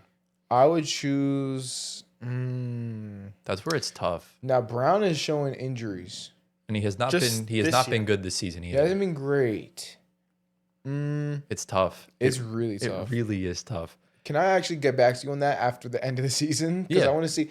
Because honestly, I really want to see if P-Watt can really do what he's doing right now consistently. Yeah. Like, can he really? the Is this biggest thing. a fluke or is he really putting up 23 a game, bro? Like, is he really like that? I think he might shooting be. 40% from 3. If he's really like that, you can't let go of him. There's people. You can't. There's people on Nuggets Twitter even floating the idea of starting him when the roster's fully healthy again. Wow. I'm That's not what against that. that at means all. you're dropping Aaron Gordon or you're dropping Cam Johnson out. That's the thing. Yeah. Cam one Johnson of go them, to the bench. I would say Cam could. Johnson. You can't put Aaron Gordon. Yeah, on I the would bench. say You Cam can't. Johnson. But the reason why I would choose Peyton Watson, he's an RFA at the end of the season. But the reason why I would choose Peyton Watson at this current moment in time is I just feel like Christian Brown is more replaceable. I feel like you can get a player that can shoot the ball at a more efficient clip. You might not be able to find one that defends better than him unless the Hawks are willingly wanting to move off of Dyson Daniels. He's a solid defender. Solid defender. Yeah. But Peyton Watson is going to be the Aaron Gordon heir to the throne. And we've seen Aaron Gordon's not the most durable guy, especially now that he's pretty much 30 at this point, I think. And Peyton is not. Yeah. Peyton is durable. Peyton is durable. Yeah, exactly. Very durable. He doesn't get hurt. That's kind of the thing. And if he's taking this kind of leap, the Nuggets would regret that deeply. Yeah. Because it's bad enough that the contract situation forced you to get off of MPJ because he's hooping his butt off in Brooklyn. Yeah. But with Peyton Watson, I feel like the sky's the limit for this kid. I've had high stock since his rookie year. Wow. I knew the defense was there. I was just waiting for the offense to kind of come around. And now he's finally here. What did you see in the kid? Like, what did you see? I see a long, lengthy wing defender. And Kevin Durant said it at the time. It's a wings league. Notice who's playing well right and who's taking big leaps. You're looking at guys like Jaden McDaniels, for example. Right. Jalen Johnson. Yeah. Long, lengthy, athletic. These are the guys that are made for the moment. Yeah. That's why if the Hawks can just figure this out with Risa Shea, I think he could be in the same kind of realm. Because he's long, he's athletic, he can defend, he can shoot. He's more offensive minded. He's more offensive minded, yes. I think you need to be if you're going to be a lengthy wing, you really need to be focused on defense and then develop your offense. He's kind of the opposite. Right. So he's a little bit behind the 8 ball. Yeah. But someone like Peyton Watson, I look at a guy like Jaden McDaniels. And look at the scoring leap he's taking now, especially with Nickeil Alexander-Walker out the door. Yeah. When you need help outside of Anthony Edwards and Julius Randle, he's stepping up. Exactly. And I see the same exact thing with a lot more potential in Peyton Watson. Wow. Especially now that you're seeing these kind of numbers as like a second option. Right. It's ridiculous. Did you see him as an offensive talent like this or only solely I did not expect him to be this good offensively. Right. But I knew he had it in him. Right. But defensively, I knew it right from the get-go. The sky's the limit. I do firmly believe he'll win a DPOY in his career. That's like almost a guarantee. He's that good. He's that good. Okay. But let me ask you this, Gio. We'll kind of close the segment with this. Yeah. What are your thoughts on the Nuggets going forward? They're obviously Jokic comes back in about a week or so. Aaron Gordon is back. Yeah. They're still waiting on Valanciunas. They're still kind of waiting for the lineup to reacclimate to each other. Right. Do you where do you see this team as, playoffs come around? Where do they rank? How do you see them performing? Are they good enough to win a championship? Do you think they will? Oh, absolutely. But do you think they will? Oh, there's so many teams that are good enough to do it, right? Yeah. But will they? It's hard to say now, honestly. Once again, can they? Absolutely. And I think the odds of them doing that is very high because of the way they're playing without Jokic. Right. Right. All these guys that are stepping up and capable of stepping up. You're gonna need those guys, those same guys that are stepping up now to do that in the playoffs, right? When they're gonna triple team Jokic, you need Peyton Watson to knock down the threes to be 41% from 3. You need that, right? Yeah. So I would say right now they have the highest odds, in my opinion, to win the finals. Wow. Right now. Because I kind of see OKC, even though they're still technically the best team, I see them trending a little bit down. They're still great. They have, yeah. A little bit down, right? More back to regular human level. They're an alien level. Regularly scheduled programming. Exactly. Regular scheduled programming. So they're on par with all the other teams now, all the other good teams at least. But Denver is still great without their best player. Yeah. And so when Jokic returns and these guys are still playing at the level they're playing at right now, I don't see any reason why they wouldn't win at all. Well, there's one reason, and we'll put this on the screen right now. This is from Tankathon. The Nuggets have the hardest remaining strength of schedule in the NBA. So it is kind of in fairness, too, that these past few weeks they have had more favorable matchups. Okay. They have to play the Rockets still one more time, the Wolves one more time, the Celtics one more time. They have 2 games against the Pistons, 3 games against the Spurs, and 4 games against the Thunder. Okay. Yeah. That's where things are going to get rough. dicey. The Thunder have the second remaining toughest strength of schedule. They not only have the 4 games against Denver, they have 2 games against the Pistons, 2 games against both the Celtics and the Timberwolves, and a game each against the Spurs and the Rockets. Okay. But the good news is that the Nets have the 7th hardest strength of schedule left. So the tank is going to be beautiful. I am ready. I am seated. I am good to go. Yeah. But yeah, that essentially concludes the Denver Nuggets. Let us know down in the comments. Do you think they will win a championship? And Antoine, real quick, I forgot to ask you. Sorry. Yeah, Do you go think ahead. they'll win? This year, it's plausible. It definitely is. I think any team in the West that's in the top 3 or 4, if OKC are still injured, it's definitely a lot easier. I think a lot's predicated on the deadline. If any of those guys make moves, Yeah. I don't know where exactly for those teams that have so much depth already. So we're looking at the same teams probably for those top 3. Maybe the East gets a little stronger, but that's not really going to be helping them a lot more. Yeah, it's. I gonna be would tough. say they're definitely conference finals. It depends who they go up against. Yeah. I think Thunder, if we're looking Matchups. at the Rockets, if we're looking at the Wolves, the Spurs, it's going to be a great series. But they could definitely swing in their way. For sure. David yeah. Adelman seems like he's very comfortable Capable. in his first year, taking Yeah. over from last year. We're seeing that And too. he's changing that narrative. That could be the difference with the non-Jokic minutes. Michael Malone, his philosophy could be totally different Right. than David Adelman. So I think shout that's out what we're David saying, Adelman. yeah. He Coach of deserves a the lot year? of credit. Maybe. We'll find out in the next segment. Coach of the year is somebody else, Gio. Okay. Well, that remains to be seen. But boys, are we ready to do our midseason awards? Let's go. Yeah, I love this. Welcome to the second half of the show, ladies and gentlemen. It's time for the main segment. So as you can tell by the title and thumbnail, we're going to be doing our full 2026 mid-season awards. Mid. So obviously I understand the All-Star break's in February, but that's not the halfway point in the season. It's actually now. I know the Nets just played their 41st game, I think on Sunday. We're recording this on Monday. Today's the 19th, right? So it's Today is the 19th, So yeah, yes. it's as of today. Low key, we probably should start putting the date somewhere in the overlay, so that Yeah. way we're not like outdated with some stuff, especially when we're Facts. delayed on episodes. That would be a good idea. So I might do it for this week. Someone's just got to remind me because I know damn well I'm going to forget when I edit the show later this week. But how this is going to work, we're going to go through all the awards, and then we're going to go through all the All-NBA, All-Rookie, and All-Defense teams. Yeah.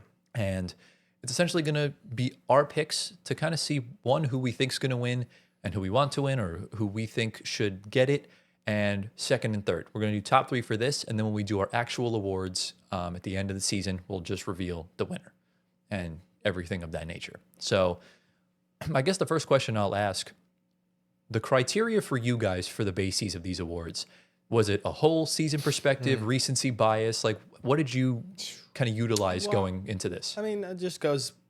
Oh my God, can I speak? You're a little far from your mic, by the way. Can I speak? No, I think just the biggest thing is just like the stats for the season so far, of course, and then just where they are and their team is at.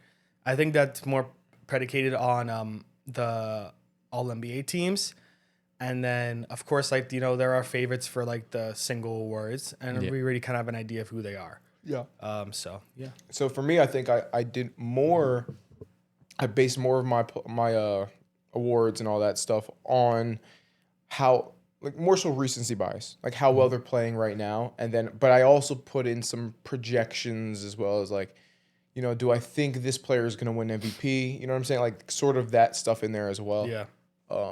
Yeah. So, but it's both combined at the end of the day. You That's have to fair. combine it both, but it's mostly recency bias for sure. Okay. Yeah, I did more of an overall scope of it Yeah. with some recency bias played into it, but I don't want to forget about the first half of the season because that's also important. You got to, start off strong Exactly. and everything of that nature. But March, we all know March is really what decides these awards. For sure. Yeah. When you get into the nitty gritty of the season, waiting just for the playoffs to come around, stuff like that. Yeah. So, boys, do we have any sort of questions, comments, concerns before we dive into the awards?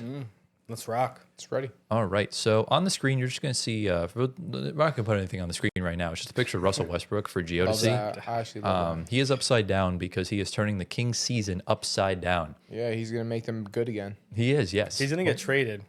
I mean, he might. There's a really good chance he will. and I hope he does. Exactly. But we're going to start off with the main award, the most valuable player. We're going to go from top down to bottom. We're going to reveal all these at the same time. And then when we get to the All NBAs, we'll just reveal them one by one. Yeah. So, boys, are we ready to see who won the MVP? Yeah. I'm ready. Let's rock. Here are the choices for MVP, and we've all gone for Shai Gilgeous-Alexander. Little bit of a discrepancy with second and third. Me and Antoine have gone for Jokic and Luka, while Gio's gone for Luka and Jaylen Brown. Where is Jokic? Jokic is injured, dude. Doesn't matter. He could still get I that know, 65 game. Like I 65. said in my what's the word for it? I'm not even surprised. Gio literally could have put anybody here and we would have been fine with it. You know what? Look, Jaylen Brown's having a hell of a season so far, so I needed to give him the shout. I know you guys are going to say Jokic. I get it. He's Jokic. Yeah. He's Jokic. He's hurt right now. And like I said, I'm judging this based off of recency bias, mostly. Understandable. I would say 75% recency, 25% projection. It's fine. Honestly, it's fine because like I was gonna text you. I was gonna say, does Jokic even qualify for MVP for now? He still is, yeah. So it could change. So Gio could be onto something. He can miss maybe like 5 more games, give or take. So Gio could be onto something here. He could be, but still. All he needs is a little flu, and then he's cooked. No. Gio, That's what I'm saying. Knock on wood that he does not do that. If he gets a flu, he's cooked, bro. No, because he plays when he's sick anyway. Yeah, so he it does. doesn't All right, matter. well, you know what I'm saying. Like a little tweak here. The only times he's missed games was this and when his kid was born. Shout out to that. So shout out to Joker. Yeah. But it was funny. I spent the past 5 minutes wondering why I couldn't hear you guys. I forgot to turn on the earphone setting on the mixer. So I can hear everything now. We're all good. I'm just going to move my laptop so I can at least, move the slideshow along. That way I can at least get us to the next player. So sorry for the noise. My laptop's about to make a big thud. Let me just move my keyboard closer.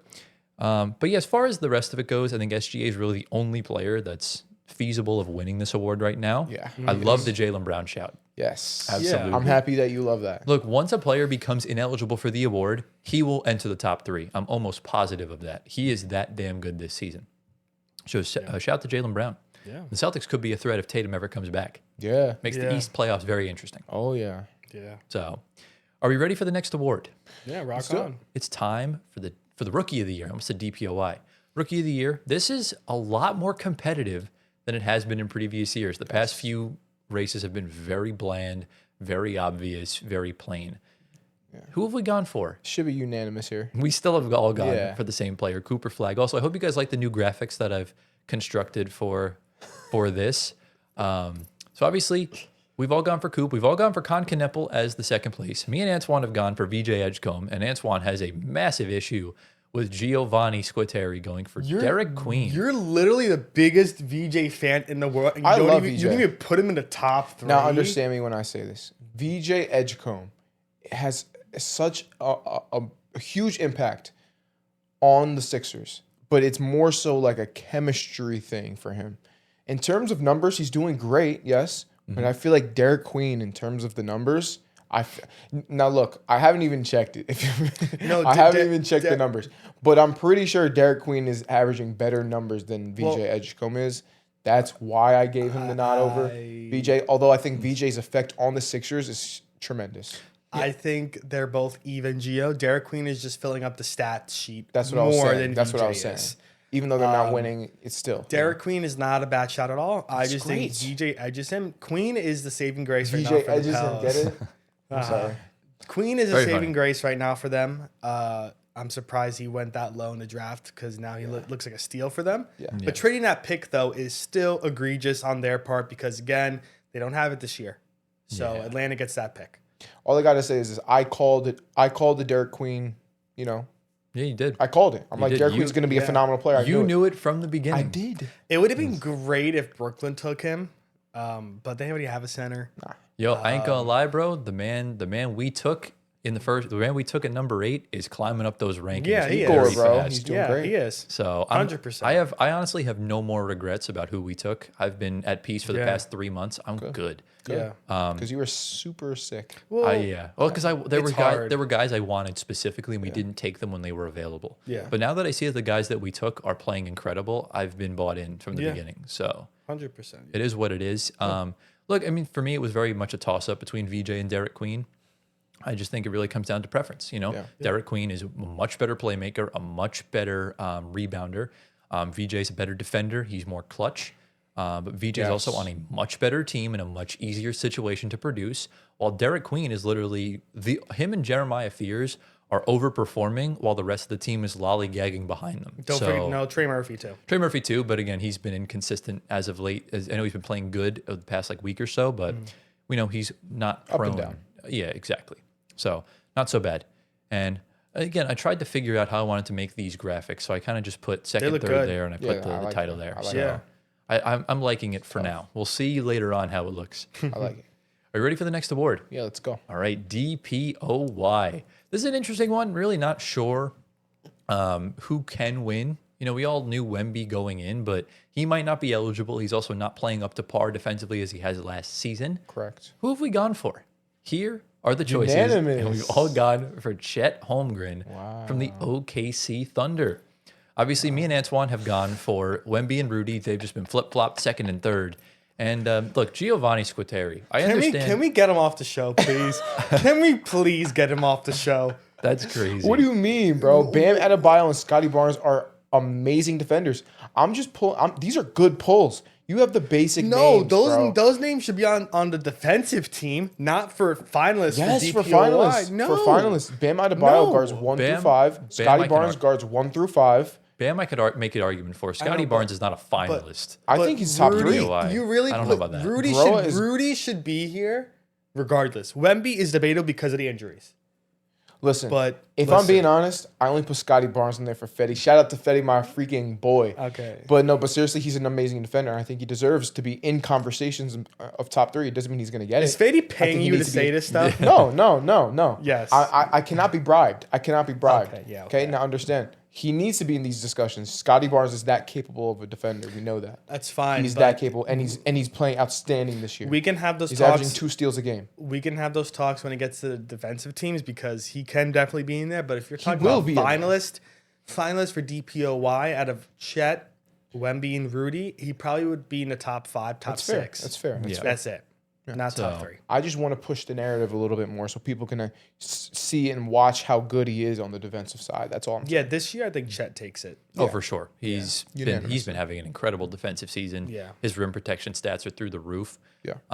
Look, I mean, Wemby and Rudy are just a little bit behind him. I don't really think there's a big gap between No. them. I It's don't just think Rudy deserves it. Rudy deserves a whole Rudy's lot. been playing really well this He's been season. alright. This is probably his best season in a while too, since his Utah Chill, days. Bro. Chill. Yeah. Don't say that. I pretty much Antoine. He left him off his all defensive team, Yeah, I did. which is insane. This but- is why you're not on the show. In a non-Fetty scenario, I imagine Rudy would be in one of these two teams. No. But it is what it is. Comments, attack him for it. It's fine. Yeah, We give please. you permission to do so. Please. But yeah, are you ready for the next one? Yeah, let's go. It's time for most improved player. Again, there's really no criteria for There's this a lot award. of They always toss-ups. just choose the same 3 players every year. That's looking to make a big leap and everything of that nature. So who have we gone for? I think this is the first award where we have different choices. And here are the picks. So Giovanni has gone for Jalen Johnson of the Atlanta Hawks. Actually, you know what? Gio, read your top 3. We'll take Yeah, turns reading our top Sure. 3. So I got Jalen Johnson at 1, Keontae George at 2, Denny Avdia or Avdia. Avdia. Sound it out. Denny Avdia. There you go. Avdija. Avdiva. Avdia. Yeah. At 3. All right, Antoine. Yeah. Go for yours. Same thing as Gio, just different. Denny Avdia taking it home, of course. Jalen Johnson in second, and my guy Keontae George rounds it out in third. And then for me, I've gone for Ryan Rollins as the winner, Denny Avdia second, and I had Keontae George, but I cannot excuse what Peyton Watson is doing right now. That is my one recency bias pick. He is third. I like it. That's fine. That's a good projection pick. Rollins has dropped off a little bit, which is a little bit. I don't think he should be 1. Questionable. Ryan Rollins is the only player on this board that has more than tripled his production from last season. He absolutely should be the winner yeah, of this I award. think he should be number 1, though. Yeah. Denny and Keontae and JJ have both. Well, my Double. argument, JJ not think. even being top 3 is kind of questionable. well, my argument against Denny Avdia and Jalen Johnson is that they've been in MIP talks for the past 3 seasons. So what are they actually improving? Ooh, Well, that's yeah, good. but like That's a good it's point. finally came to light. Keontae should be in there because the jump from him is massive. Again, I say take Denny out. I was- Denny shoots too many free throws and he's too inefficient. The only for me. reason why he had a really good game the other night, he was really efficient. But the reason why I Fair. didn't put Jalen Johnson in, 1, he has not been playing well the past week and a half to 2 weeks.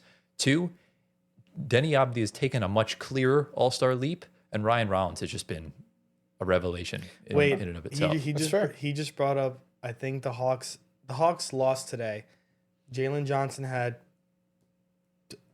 28, 16, and 6. That's pretty good. dang Good win. Yeah. Yeah. But again, the game before that, he had like 13. He had like a game with 1 point. Nah had wow. 32, 6, and 6. Yeah. Nas, whoa, Noka Loki, he can Loki 32, be on 6, and this. 6. Nikki- He could be on. can He low-key should be on this. For me, Nikhil was 4th and Keontae was 5th. Yeah. So, I also have Nas Russell. should be I also on have here. Russell Westbrook possibly on this as well. no, low-key, Seriously. Russ has been playing incredible basketball. Seriously. Most improved Yeah, for a bro. Hall of Famer. Bro, listen, he But- was averaging like 9 points or no, I was 14. In comparison to 2017, he's been playing like a bum the past like 3 years. So the fact that he's picked it up since then, No, deserves I it. think he's starting. I think He's starting, that's Tyler's why. pick of Rollins is definitely in the conversation, probably for top 5.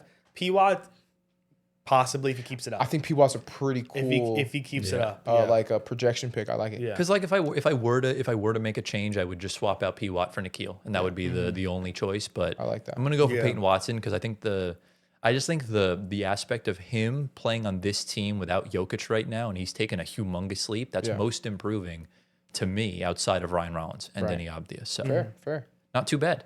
Okay, fair enough. Are we ready for the next award? Yeah, I honestly forgot which one was next. I think think it's- it's Sixth Man of the Year.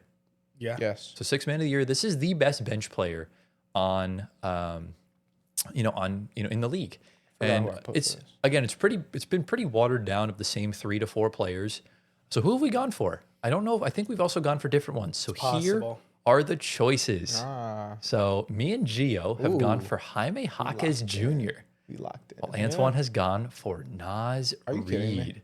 Nas Reed again. Are you kidding Yeah. me? He's not him anymore. I'm not gonna lie. No, he played good the other he's been day. doing good. Yeah, the other day, but he's been like I like how not he's what I playing. expected. I expected him to take a bigger jump. That's all I'm gonna say. That's fair. Jaime Jaquez has been playing outstanding. You want to talk about it, Tyler? Yeah, bro. What's not to love about Jaime Jaquez? I mean, first of all, I just want to take credit for predicting the Heat to be top 5 this year in the East. They've been playing really good basketball as of late, and Jaime Jaquez has been a big reason why. You know, because a lot of people, I assume, part of your guys' reasoning for putting them in the play-in was you're going to get a step backwards from Tyler Hero, which unfortunately has happened this season. Yeah. He's elevated his game. Oh, yeah. Norman Powell's been incredible. Yeah. And we're seeing guys like Nikola Jovic is starting to pick up the pieces a little bit. Pele Larson's been really good. Yeah. So I think Jaime Jaquez is arguably their like 3rd or 4th option on this team right now, and he's been hooping. Yeah. Obviously- He's been hurt recently though. It's been hurting my fantasy team. Yeah, it's I unfortunate. hope he comes back. He should. Yeah. Dude, I'm sorry. You have no hope for your fantasy team, anyways. Even if he Gio, does come back, Listen, you're not on this show. you bro. traded him in Thompson for OG and I everybody. want You're that. cooked. Listen, it's fine. do you want Brunson for a first?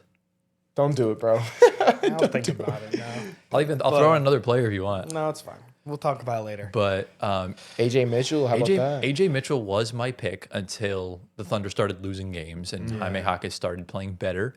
But he's a good shout. I like the 3rd place shouts you guys have gone for. Antoine's gone for Keldon Johnson, and Gio's gone for Reed Shepherd. I had Reed there, but then I switched to Keldon because like Reed. I have Keldon on fantasy, even though I'm not starting him. Yeah. But he's been putting up Doing good. numbers. Really. Also, by the way, if we could also name a most improved shout to Michael Porter Jr. MBJ, yes. Well, if that was comeback player of the year award, he'll get that. If there was. there But he was, didn't come back from anything, though. I guess. So Russ would get it, actually. Russ would get it. Coming back from where? China? he had a good season last year, so it wouldn't even be Russ. Coming back from Guangdong? It would have to be someone that was hurt and came back and dominated. So like next year, you're looking. Oh, if Tatum comes back this season and wins a championship, then he would win it. Russ came back But- from the Guangdong Tigers. Yes, Ah, definitely. so funny, I do like the Reed pick. I would probably favor Keldon Johnson a little bit more. Okay, yeah, that's fair. I understand The that. fact that he even committed so far to shave his head and go bald ski with Wemby, and he's been hooping. Really? Yeah. Okay, I didn't even know that. Fair. Yeah, they I'm not both. gonna lie, Wemby grow the hair back ASAP, my brother. Dude, he just dropped 39 the other night. He's been hooping. I got to look at Wemby now because now you're saying he's bald. I Yeah, gotta because I gotta see remember this. Wemby and Chet Looks have. so chopped. Wemby hates Chet. Really? Yeah. Wemby hates Chet. Seriously? The Thunder beat them. Wemby shaved his head immediately. He Really? needed to reset. Yeah. Wow. And a bunch I of gotta look at that now. a couple Spurs super fans also shaved their heads in solidarity with them. Stephon Castle should do that. No, Stephon never. Castle, please don't. Stephon do it. Castle not. would look completely We different. need those luscious locks to remain. Yeah. Seriously. But Not overall, good, not I think these picks are fine. Yeah, not bad. Not It at just sucks that like we'll look back on this in 10 years and have Malik Monk never wins a 6th man of the year. Yeah. Talk about a snub. Yeah, But it's seriously. unfortunate. Yeah. So, He's on a bad team, man. No one watches the Kings. all. That's the problem. and the one year he should have won, Nas Reed had the season of his life. Yeah. So, Yeah. into the next award, I think we have 3 more left. We're going to Yeah. Clutch Player of the Year. Fun fact, Gio thought this was Comeback Player of the Year and put Russell Westbrook as the winner. I did. Which is interesting. did. 'Cause you know what's funny? When you sent it to me, I was just like, this dude. And I'm thinking about it. I'm going to have to say, like, Antoine, can you move your mic a little bit further away? Because he was going to have a meltdown. So thankfully we don't have to avoid that. So That is thankfully your insane. ears are saved. Oh man, that's So hilarious. are you ready to find out who we put for this award? Yeah. Here are the Yes. picks. Yes. And these are pretty based, if I might Wow. add. So me and right. Giovanni have gone for Anthony Edwards as Clutch Player of the Year. And Antoine has gone for Cade Cunningham. Okay. So how do we Yeah. feel about this? Well, I based this off of looking up who has the most points in clutch time, and I think of various other stats. Cade right now is number 1, SGA is 2, Ant is 3. That is what I am basing off of what the criteria is for this award, because we again have no idea. Right. Fair. But it can go anyway. I could put Ant first and be perfectly fine with it. I could put SGA first and be perfectly fine with it. There's just no we have no idea what we're looking at here when we choose this award. Understandable. I mean, So, for me, I didn't include SGA because he's barely played in fourth quarters. So you really can't win Fair. Clutch Player of the Year if you're playing half the season on the bench in clutch time. I get that. Fair. So for me, I definitely favored big time clutch moments. So when you look at Anthony Edwards, game winning threes, game winning layups, game winning blocks, Yeah. game winning steals. He had the steal on SGA. He had the game winning block on SGA. Yeah. You look at a guy like Cade Cunningham and Tyrese Maxey. I think Tyrese Maxey's a huge snub from you guys. He's been huge for the Sixers in clutch. Wow. You know what? Sub out Jalen Brunson for me. I'll put in Tyrese Maxey. So you have to stand on business. Nah, Unlike I don't some want to people stand on up this his. show, you I have think to. Brunson's been great, but I think Maxey's been better. I completely forgot about Maxey. You could take if I'm him being out for honest. SGA since the fourth quarter stuff is I non-existent. think I wanna keep And SGA We in can put Tyrese Maxey. Yeah, I think you guys have to stand on business. It's Okay, just the that's rule of the fine. Floor All right, Spacer fair, podcast. fair. Because look, I want to swap out Peyton Watson for Nikhil, but I stand on business. Have to. But Maxey the other day, even though they lost to the Cavs, he hit that game-winning that game-tying floater, and then it was just a really nice play by Jalen Tyson to get it to Mobley and have that dunk. Yeah. So, It's crazy. Yeah, the Cavs have been playing a little bit better as of late, but it just still sucks mid. that Yeah. just sucks that Garland's going to miss more time. We'll see what happens Yeah, with them. that's the biggest thing. But for me, I think Ant's the clear most clutch player in the league Yeah. right now. He's been incredible. I like how you evaluated it not just based on clutch points, although Anthony, that's a good, way of evaluating the clutch player. Yeah. I think it's also every aspect of the game: steals, blocks, points. Yeah. Right? It's Right, everything. yeah. So I like that. It's a very important thing. Yeah. So shout out to these guys. Are we ready for the penultimate award? It's time for Coach of the Year. Again, this is a pretty mixed bag. I feel like there's maybe 6 coaches that have a chance at winning this. Okay. Who have we gone for? These are the choices. So Antoine and Gio have gone for a back-to-back in JB Bickerstaff. And I've gone for David Adelman, Not bad Denver at all. Nuggets. I think I really missed out on David Adelman. He should definitely be top 3. Absolutely. He should definitely be top What I 3. love is the Jordan Ott shout from Antoine. Thank you. Suns have been so good, bro. Jordan, Jordan Ott's been phenomenal. The Suns make no sense. They have no business being this good. Yeah. And they are. It's Yeah. it's some really Getting incredible the stuff. best out of Mark Williams since he's injured Yeah. and didn't go to the Lakers. He looks fine to me. Dylan Brooks has taken a step forward. Booker's been doing great. You can get Colin Gillespie and Jordan Goodwin to be usable by Yeah. all means.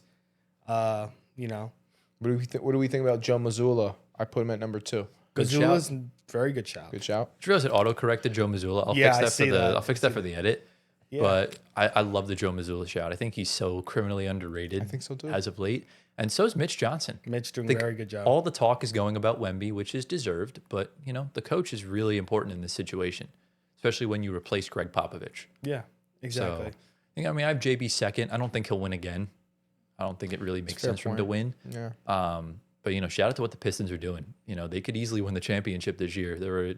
I would say they're in probably my top 3 currently. I think they've moved up, especially ahead of the Knicks because they just haven't been playing good. Brunson's Yeah, hurt exactly. right now, Yeah. so I would go with them. I think Adelman definitely gets a few shots if they keep going on this way. If they finish top 3 in the West, I think he 100%. wins easily. Yeah.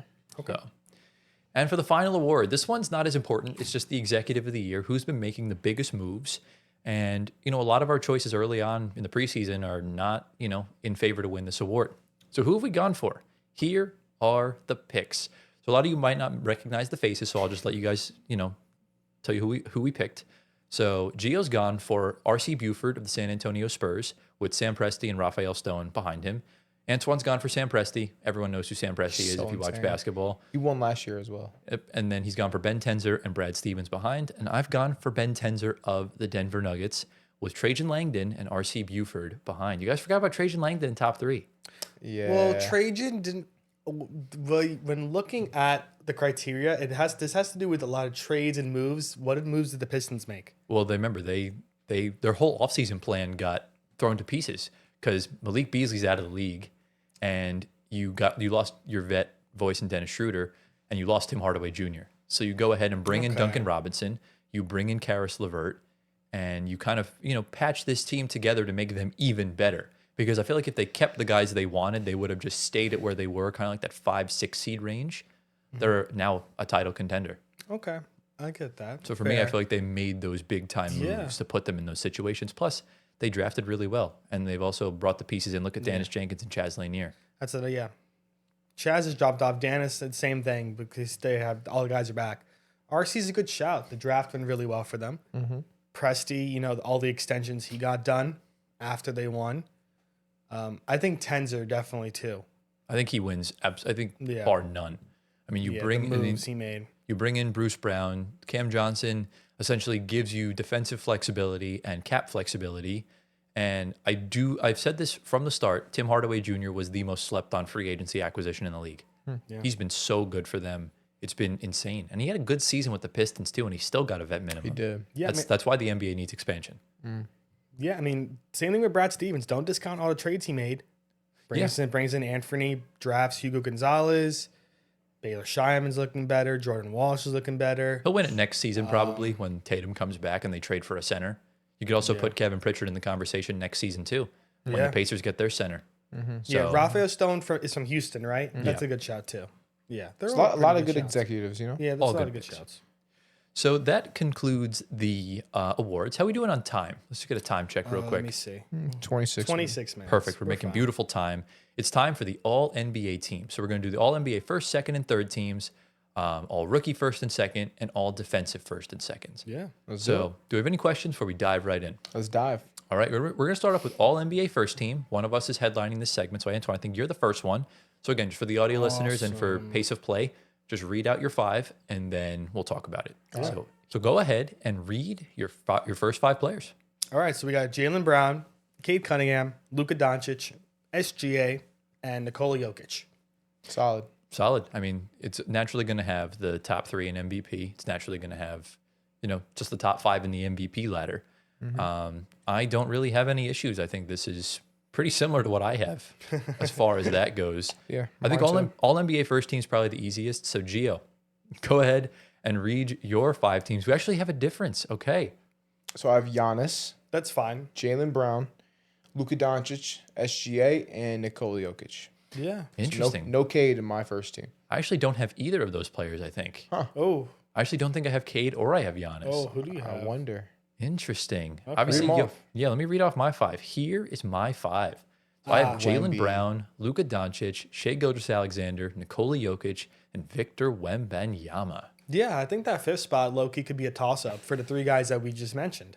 But I don't think Wemby gets it, though, because, Wemby. the games, right? He's playing right now. That's what I'm saying. He is. But, we're in a situation where the 5 could be Brown, Doncic, SGA, Cade, and someone else. Oh, yeah. If Giannis, Jokic, and Wemby aren't eligible. Right. Which would be a travesty for the league, but, it is what it is. This will be Wemby's first All-NBA first team, which would be really cool. Mm-hmm. I think this isn't bad. I think the first 4 are locks, and this is what happens when Jason Tatum is not playing. there's room for that last spot. Yeah. Right. Otherwise, it would have unequivocally been him, and I think Jaylen Brown's just replaced him. Right. And he is unequivocally, according to us, in there as well. Yeah, Absolutely. exactly. He's a bona fide 4th best player in the league right now. Yeah. I think. Top 5 easy. Top 5. Yeah. Top 5. When I get a cut, I think on top 5. Top 5. So, yeah, that was all NBA first team. Pretty simple, pretty easy. Now is where things get controversial. Oh, yes. We're getting into all NBA second team. I am headlining this segment, and here are my 5 players. So I've gone for Giannis Antetokounmpo, Cade Cunningham, Anthony Edwards, Tyrese Maxey, and Donovan Mitchell. I think I have something similar, minus Cade Cunningham, obviously. Yeah, because Cade's obviously in your first team. Do we have any issues with my 5? I like your 5. I think Mitchell's too high. I was really debating between putting him in third team with someone else. I think Brunson is my agree with spot that. instead of Mitchell in this one. The reason why sure. the reason why I didn't put Brunson in my top or my second team is because obviously the defensive aspect is not there, and he's also just hasn't played in a while, in like a week or so. And Donovan Mitchell's averaging like damn near 30 points. Yeah. So I think Brunson's back tonight, so we'll see if he is healthy, and if it does lead him to be out for more time, then it's possible this happens. Exactly. I also just don't view Brunson as a top 10 player in the league. So that's probably why I also didn't put him in my second team. He's biased borderline. against the He's Knicks. borderline He's top 10. on my fantasy team for now until I trade him to but Antoine. I don't even like him, bro. You're trying to get rid of him right now. Yeah, because I was just trying to get rid of him, bro. Yeah. But yeah, I think it's fair. And look, you can easily make an argument too for Cade Cunningham and Tyrese Maxey in first team. Yeah. You could. I think that could be of note. Yeah. Antoine, ready for your 5? Yeah. Read your 5 players. Oh, I do have Mitch here. Interesting. Okay. Fair. So same thing with Tyler, just minus Cade. Giannis, Jalen Brunson, Anthony Edwards, Tyrese Maxey, and Donovan Mitchell. By the way, these are in alphabetical order, so no one's ahead of someone, just for the viewers, just in case, for the MVP, SGA was near the bottom. He's clearly the top player right now. But I mean, look, Brunson's high in my third team. I don't really think he's too lower than that. But aside from that, I don't really have any issues regarding it. We're pretty much on the same wavelength here. How about you, Gio? Yeah, I mean, same for me, honestly. I mean, once again, I feel like Mitchell should be left out. I'm just a hater, I guess. So, Yeah, you just don't like the Cavs. You don't like the Cavs. You don't like Rudy Gobert. You don't like Wemby. Like, what do you like? I guess we'll find out. I guess we'll find out. You ready for your 5? Yeah.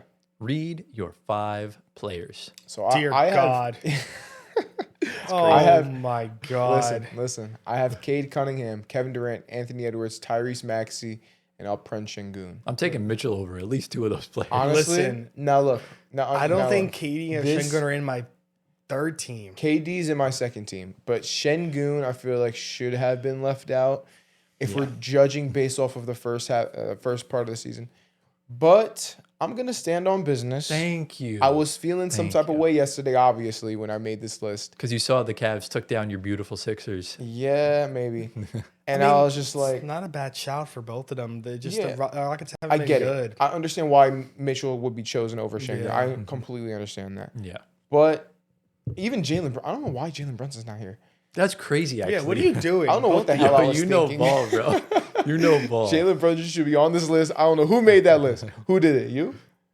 It was me. Brunson's the only one here. The That's second crazy. team. Yeah, that's all my the- list. I messed up a little bit. Jalen Brunson should definitely be there. Take KD off. We can take Şengün off because KD's doing better. than Maybe, Şengün. yeah. I guess that's Take fine. Şengün off, and I will put Brunson there. Other than that, it's straight. The list is fine. Understandable. I think it's fair.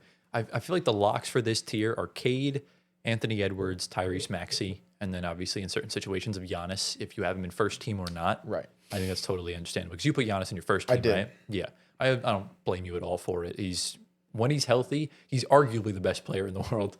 So he would naturally go up into that spot. And all these are positionless, by the way. Right. So there's no point guard to center or whatever. Maybe that's what I was thinking. I was thinking positions. I was like, I probably need were. a center in my head. I'm like, I need a center. Funniest thing is I That's what I did. put in the paper positionless in parentheses. Yeah, I just ignored that. I guess. Yeah, you just got to stand up business, bro. It's okay. We're ready for third team. Yeah. Giovanni. Funny timing because you're the one headlining this segment. Great. Just in case. I don't remember what he put. Just be prepared. That's all I'm asking. That's all I'm saying. Anthony, take it easy, Anthony. Okay. Are you ready, Gio? It's not that bad. Yeah, let's go. Here is your third team. It's not bad. Jamal Murray finally gets one. How about think that? I have him Let me too. read it top to bottom though. So I got Denny Avdija. Avdija. He's rage It's literally read it how it's the V comes before the D. Denny Avdija. Okay. Avdija. Yeah. All right, so read your 5. Okay. So I have Denny Avdija. Okay. I I know you're rage baiting. Bad V. Avdija. I know Let he's me rage read baiting. it, bro. I know he's rage baiting. Can I just read? Go ahead, read Let it, me bro. start again. Denny Avdija, Devin Booker, Jalen Brunson, Jalen Johnson, and Jamal Murray. A lot of J's on this team. Yeah. So. This Yeah. is, I don't know what I have here, but it's probably eerily similar.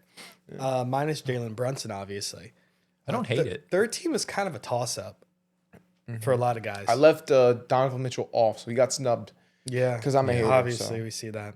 No, I'm not actually not a hater. Yeah, but leaving I'm him not off a is hater. And crazy. no It's a little Wemby crazy. either. That's a little crazy. So he's got No he's got- Wemby either. And yeah. no Wemby. So Wemby's not going to be eligible, in my opinion. I don't think he's going to play enough games. yeah, so no Wemby in his All NBA team, Chill. no Donovan Mitchell in his Chill. All NBA team, and no Rudy Gobert in his All Defensive teams. It's crazy. Well, we didn't get there yet. We didn't get there. We yet. know. just gave it We away. know Yeah, you already yeah, admitted exactly. to it. Ha. So that's insane. But aside from that, I don't hate it. No, it's not bad. You know, Denny's having a really good season. Book's having a renaissance. Brunson's always just going to be in those conversations. And then Jalen Johnson, Jamal Murray have risen to the occasion. I don't hate it. And once again, I was going for positions and stuff. Like I I could have understand put it. straight guards on here, but I'm like, nah, You- we need some big Even guys. though you didn't put a center. Well, yeah, you're right. So Şengün should have been in here at least. Yes. But it's fine. Are you ready for my 5? Here are my next 5 players. So I have Denny Avdia, Jalen Brunson, Steph Curry, Like it. Kevin Durant, and Jamal Murray. Yeah, me and Tyler have the same thing, minus Jalen Brunson. I just realized I left off Jalen Johnson. Wow. I left off Wemby as well. Damn, I forgot about Wow. Jalen Johnson. That's The crazy. idiots. Yeah. Okay, yeah. So if I were to change it, but I stand on business, I'd probably take out KD and Take put out him in KD. there. I don't Yeah. know about that I He's would. playing good. so much. I would take. It would either be him or Steph. Yeah. One of the two. Take out Steph. Yeah. No. Steph's having too good of a season. Steph's having too good of a season, yeah. But yeah, I don't. Yeah, not bad. I had that was who I was debating on. By the way, it was either Jamal Murray or Donovan Mitchell for second team. 'Cause Yeah. I think Jamal Murray will finish at least in third team. And he's going to be an all-star this year. Yeah. I He love better it. be an all I star. love it. I hope so. He better be an all star. hope so, There's yeah. 8 international spots. He should get one of them Right. as a Canadian. So not so bad. Ready for your 5, Antoine? Yeah. Read your 5. Yeah. So Denny Avdia, Steph Curry, KD, Kawhi, What the and heck? Jamal Murray. Isn't he already not eligible? I don't know. Dude is Well, already not if eligible. we're taking Kawhi off, I'm going to put Wemby because I left him Well, off this Wemby's list. probably not going to be eligible. So So who would you put instead of him? if we're taking off Wemby 2 with Kawhi, Jalen Johnson. Okay. There you go. Understandable, yeah. I totally get it.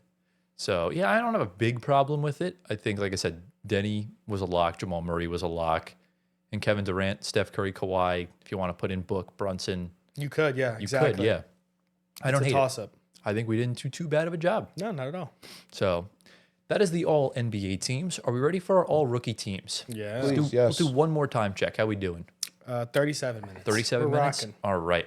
All NBA first, or all rookie first team. All rookie Antoine, first team. you are headlining this segment. Read your 5. Tyler, I'm so sorry Yegor's not here, but he could be in the second team. Very soon, he'll be in the first team. Yeah, so we got Cedric Coward, VJ Edgecombe, Cooper Flagg, Con Kneppel, and Derek Queen. Yeah, we're all on the same page here. We're all on the same page because Gio has the same 5, and I have the exact same 5 Yeah. players. All rookie first team is usually it's the easiest thing to do. It's always unanimous. Everyone's Yeah. the same. But Derek Queen should not feel too comfortable at number 5 because there's at least 2 or 3 rookies that are catching on his tail pretty Yeah. quick. Okay. So expect one of Jeremiah Fears, Yegor Dioman, or Maxime Reynaud Yeah. to get into that I don't last. think so, but we'll see. Yeah, they're playing really well. The stats are starting to look a lot similar. Okay. So Yeah. we'll have to see going forward. But you ready for second team? Yeah. I am headlining this segment, and here are my next 5 players. So I've gone for Nets legend Yegor Dioman, Jeremiah Fears, Dylan Harper, Ryan Kalkbrenner, and Maxime Reynaud. I love the Maxine poll Yeah, right I there. have Dude, he's almost the same. he's entering the Rookie of the Year race. He's playing that good. Wow. And I left obviously, him off. I can't believe you left him off. You Yeah. got to put Reynaud in there. Yeah, I know. I You know left why? him Because off. you picked him up in free agency and then And you traded him traded to him. Antoine I did. before I you did. even could play a game. Yeah. Dang. He But played one game for me. yeah, bro. Dropped 30 points. Had to include Nets legend on here, bro. He's been. Well, of course. I did I not. think I left him off. I didn't expect him to be playing this good, and I'm really glad he is because we haven't really been in these types of conversations in a while. We haven't really had rookies, so Yeah. we take it, dude. It's freezing in here. I'm We're like, almost I'm done. like shivering, bro. 68. We 68. good. We Yeah, good. It's all I'm right. always cold because I'm skinny. But Antoine, you ready for your 5? Yeah, go ahead. Read your next 5. All right. Same thing. Yegor Damon. Yegor Dioman. Dioman. There you go. Yegor Dioman. First. Second, Jeremiah Fears. Trey Johnson's been picking it up lately. Caleb Love. Gio doesn't know who Caleb I Love actually is. don't. He's on the Blazers. And Maxine Raynaud is the 5th one. Yeah, I think Caleb Love's definitely your recency bias pick. Trey Johnson kind of too. Trey Johnson's been good, but I don't think he's been like top 10 good. I've had him in fantasy. He hasn't. He scored 20 points for the first time Okay. in a fantasy week. Well, I think he's gonna shoot up You know what's crazy is that soon. I was gonna put Kalkbrenner there, but he's been injured recently. Yeah, So but I he's don't leading know. the league in field goal percentage. Wow. I don't know what to I say. know he only I dunks, definitely put but like, Kalkbrenner in there. Dylan sure. Harper too is a good shot. I forgot about him. dude, how'd you forget him? That's crazy. Well, he's been Dylan coming Harper. off the bench. Same thing with Still, Caleb Love. All these guys Still. come off the bench pretty Yeah. much. Everyone except Fears and Demon Yeah, and Kalkbrenner. Actually, most of them started. yeah, they did. So it's understandable. But no, I don't hate it. Yeah. You ready for your 5G? Yeah, let's go. Read your Oh, I do have Igor in here. because I you thought I know left him off. ball. Okay, so Igor's in there. You have to announce him properly. Yeah, you're DMing. Yegor Diemen. No, you have to announce him properly. He deserves his prefix. Yegor? No, What? Nets legend. Okay. Yegor Nets legend Demon is there. Jeremiah Fears, Dylan Harper, Trey Johnson, and Kalkbrenner. All right. Yeah, That's my Yeah, fault. it's a very toss-up. similar to mine. I think. Who do we have? Oh, you just didn't put Raynaud on there. I did not put Raynaud on there. Understandable. I put Trey Johnson instead. I think he's gonna shoot. Hot take: Demon will be first team at the end of the season. Whoa. I mean, Coward could low-key slip out. He could I pause, think so. but Yeah. Yegor is 7th right now in the rookie ladder. Raynaud 6th. So and Demon, well, the past 3 weeks, Yegor was 8th, and then he was 9th. Wow. So He's now rising. he's rising up. He's gone from 7th to he's gonna go from 7th to 6th, and he's gonna go from 6th to 5th, and then he's gonna win Rookie of the Year. No, that's just how it goes around here. Take it easy, yeah. It is what it is.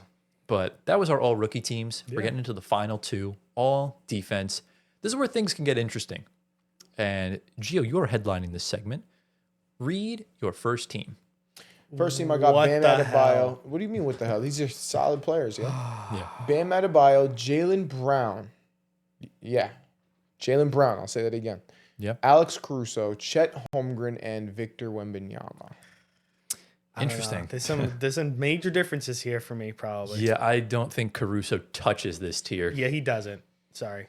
Not for me. Yeah. Maybe not team one, I understand that, but I think he's so good. And in the games that I've watched him, he just has such an effect on the defensive side of the ball. It doesn't matter who he's guarding.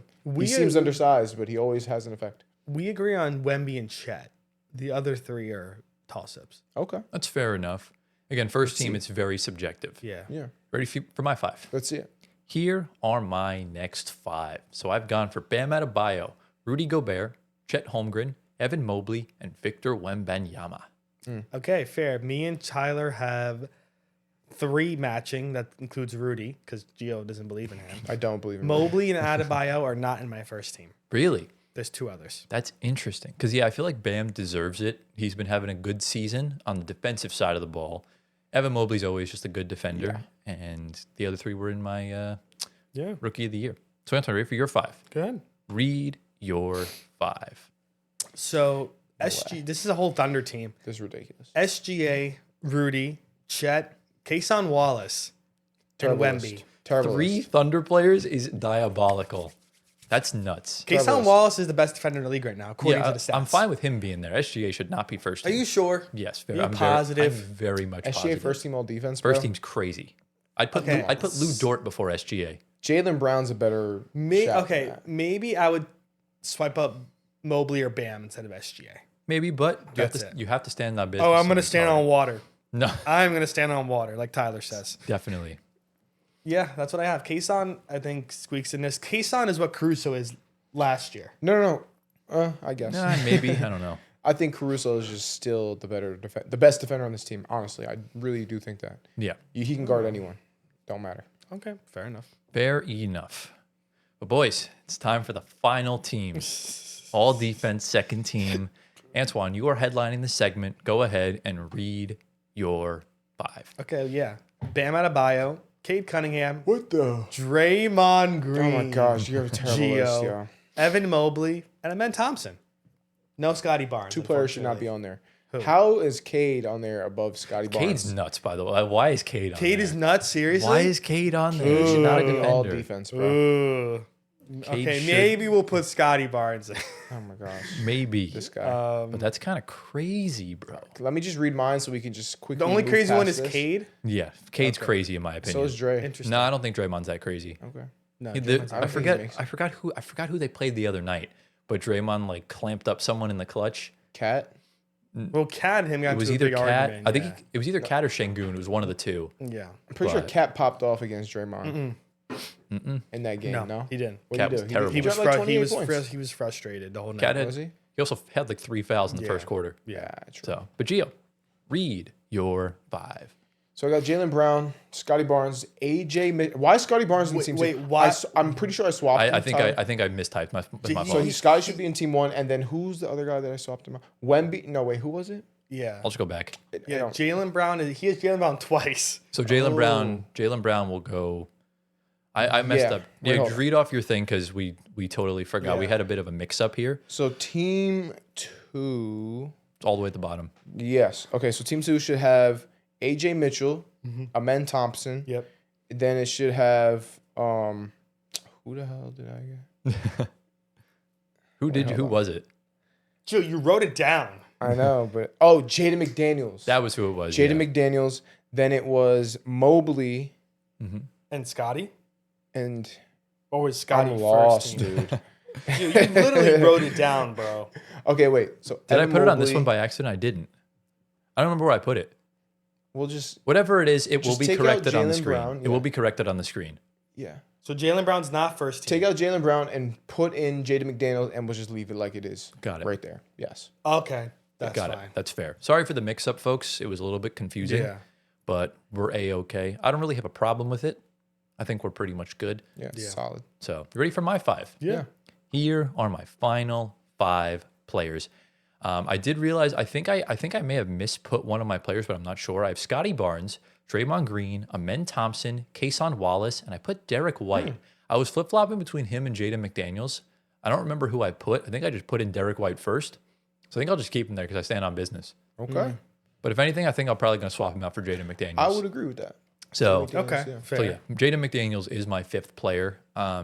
His defense is ridiculous. There was a play towards, I think it was sometime in December.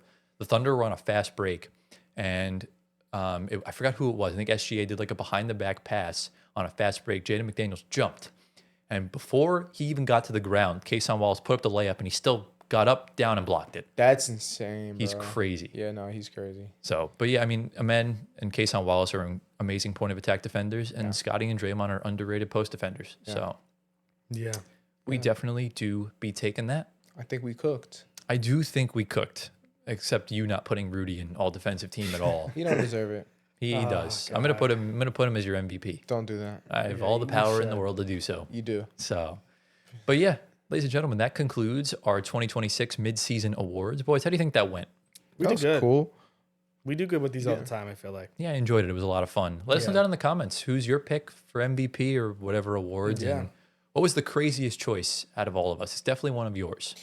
I mean, he has Cade Cunningham in all defense, so Yeah, that's pretty but, crazy too. It's 6 and 1/2 dozen of the other. Yeah. So, I don't know what his crazy pick was. What did he have?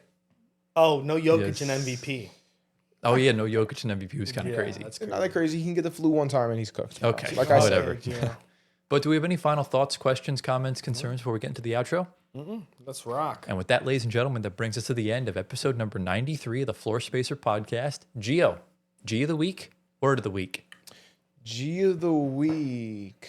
Let's go with Ashley because it was her birthday. So happy birthday, Ashley! Shout out to you. I was Happy going to birthday. say your bed. My bed. Yeah, if you want to go to sleep. I am I'm gonna very sleep tired. early. If you guys didn't see earlier in the episode, I was like half asleep. Every now and then, Gio just dozes off. No, I just got no sleep last night and I woke up early today. So It happens. It is But, what it is. Yeah. Do you guys have anyone you want to shout out? Anyone like Hoop Goat. specifically? Shout out Hoop Goat. Hoop Goat.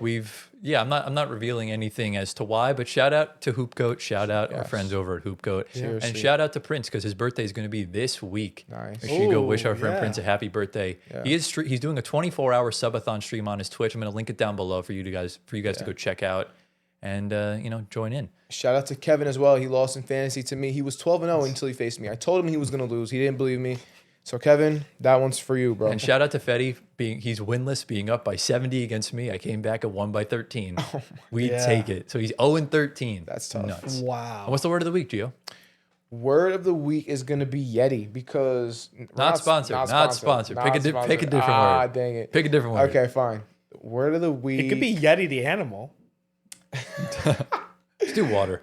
Water because Water. we need to hydrate, boys. Have to Need stay hydrated to at all hydrate. costs. Are you talking about something that I walk on every day as a living? You know what, dude? You're not Jesus, bro. I literally walk on it. I can go right next door and get a bottle of water and Yeah, walk bro. on it right How now. about you just drink it? You better off drinking it than walking. Okay, on it, I will. As Flight always says, that's not a football move. Yeah. So anyways, comment down below water. And next week is our trade episode. We're going to give one trade that every NBA team must make. So Wow. we had to teach Gio how to use the trade machine. Yeah, I have no idea what the hell. Yeah. So we'll figure that out of what you want to do with that. But we'll keep an eye out on news and stuff like that. We'll see if any jaw trades happen and whatnot. Yeah. And we'll keep an eye out. So if you guys did enjoy today's episode, be sure to drop a like, subscribe to the channel. Get us to 10,000 subscribers by our 2-year anniversary. Hit the bell. If you're on Spotify or audio platforms, give us 5 stars, leave a review, answer the polls, all that good stuff. Follow our socials at FloorSpacerPod on YouTube, Twitter, Instagram, TikTok. Personal ones are on the screen right now. Get my guy Giovanni to 1 million Instagram followers. Join the Discord, follow the Twitch, all that good stuff. And is that everything we need? Is that all the housekeeping stuff That's it. for the week? Yeah. Are we We're good? straight, yeah. All right. We hope you all enjoyed. Oh, for Let's Go to Sleep, we hope you all enjoyed. Thank you all for watching. We love you all endlessly. Giovanni Squatteri just spent 60 hours making a life-size mural of Rudy Gobert. And we will see you all next week in episode 94. Peace out.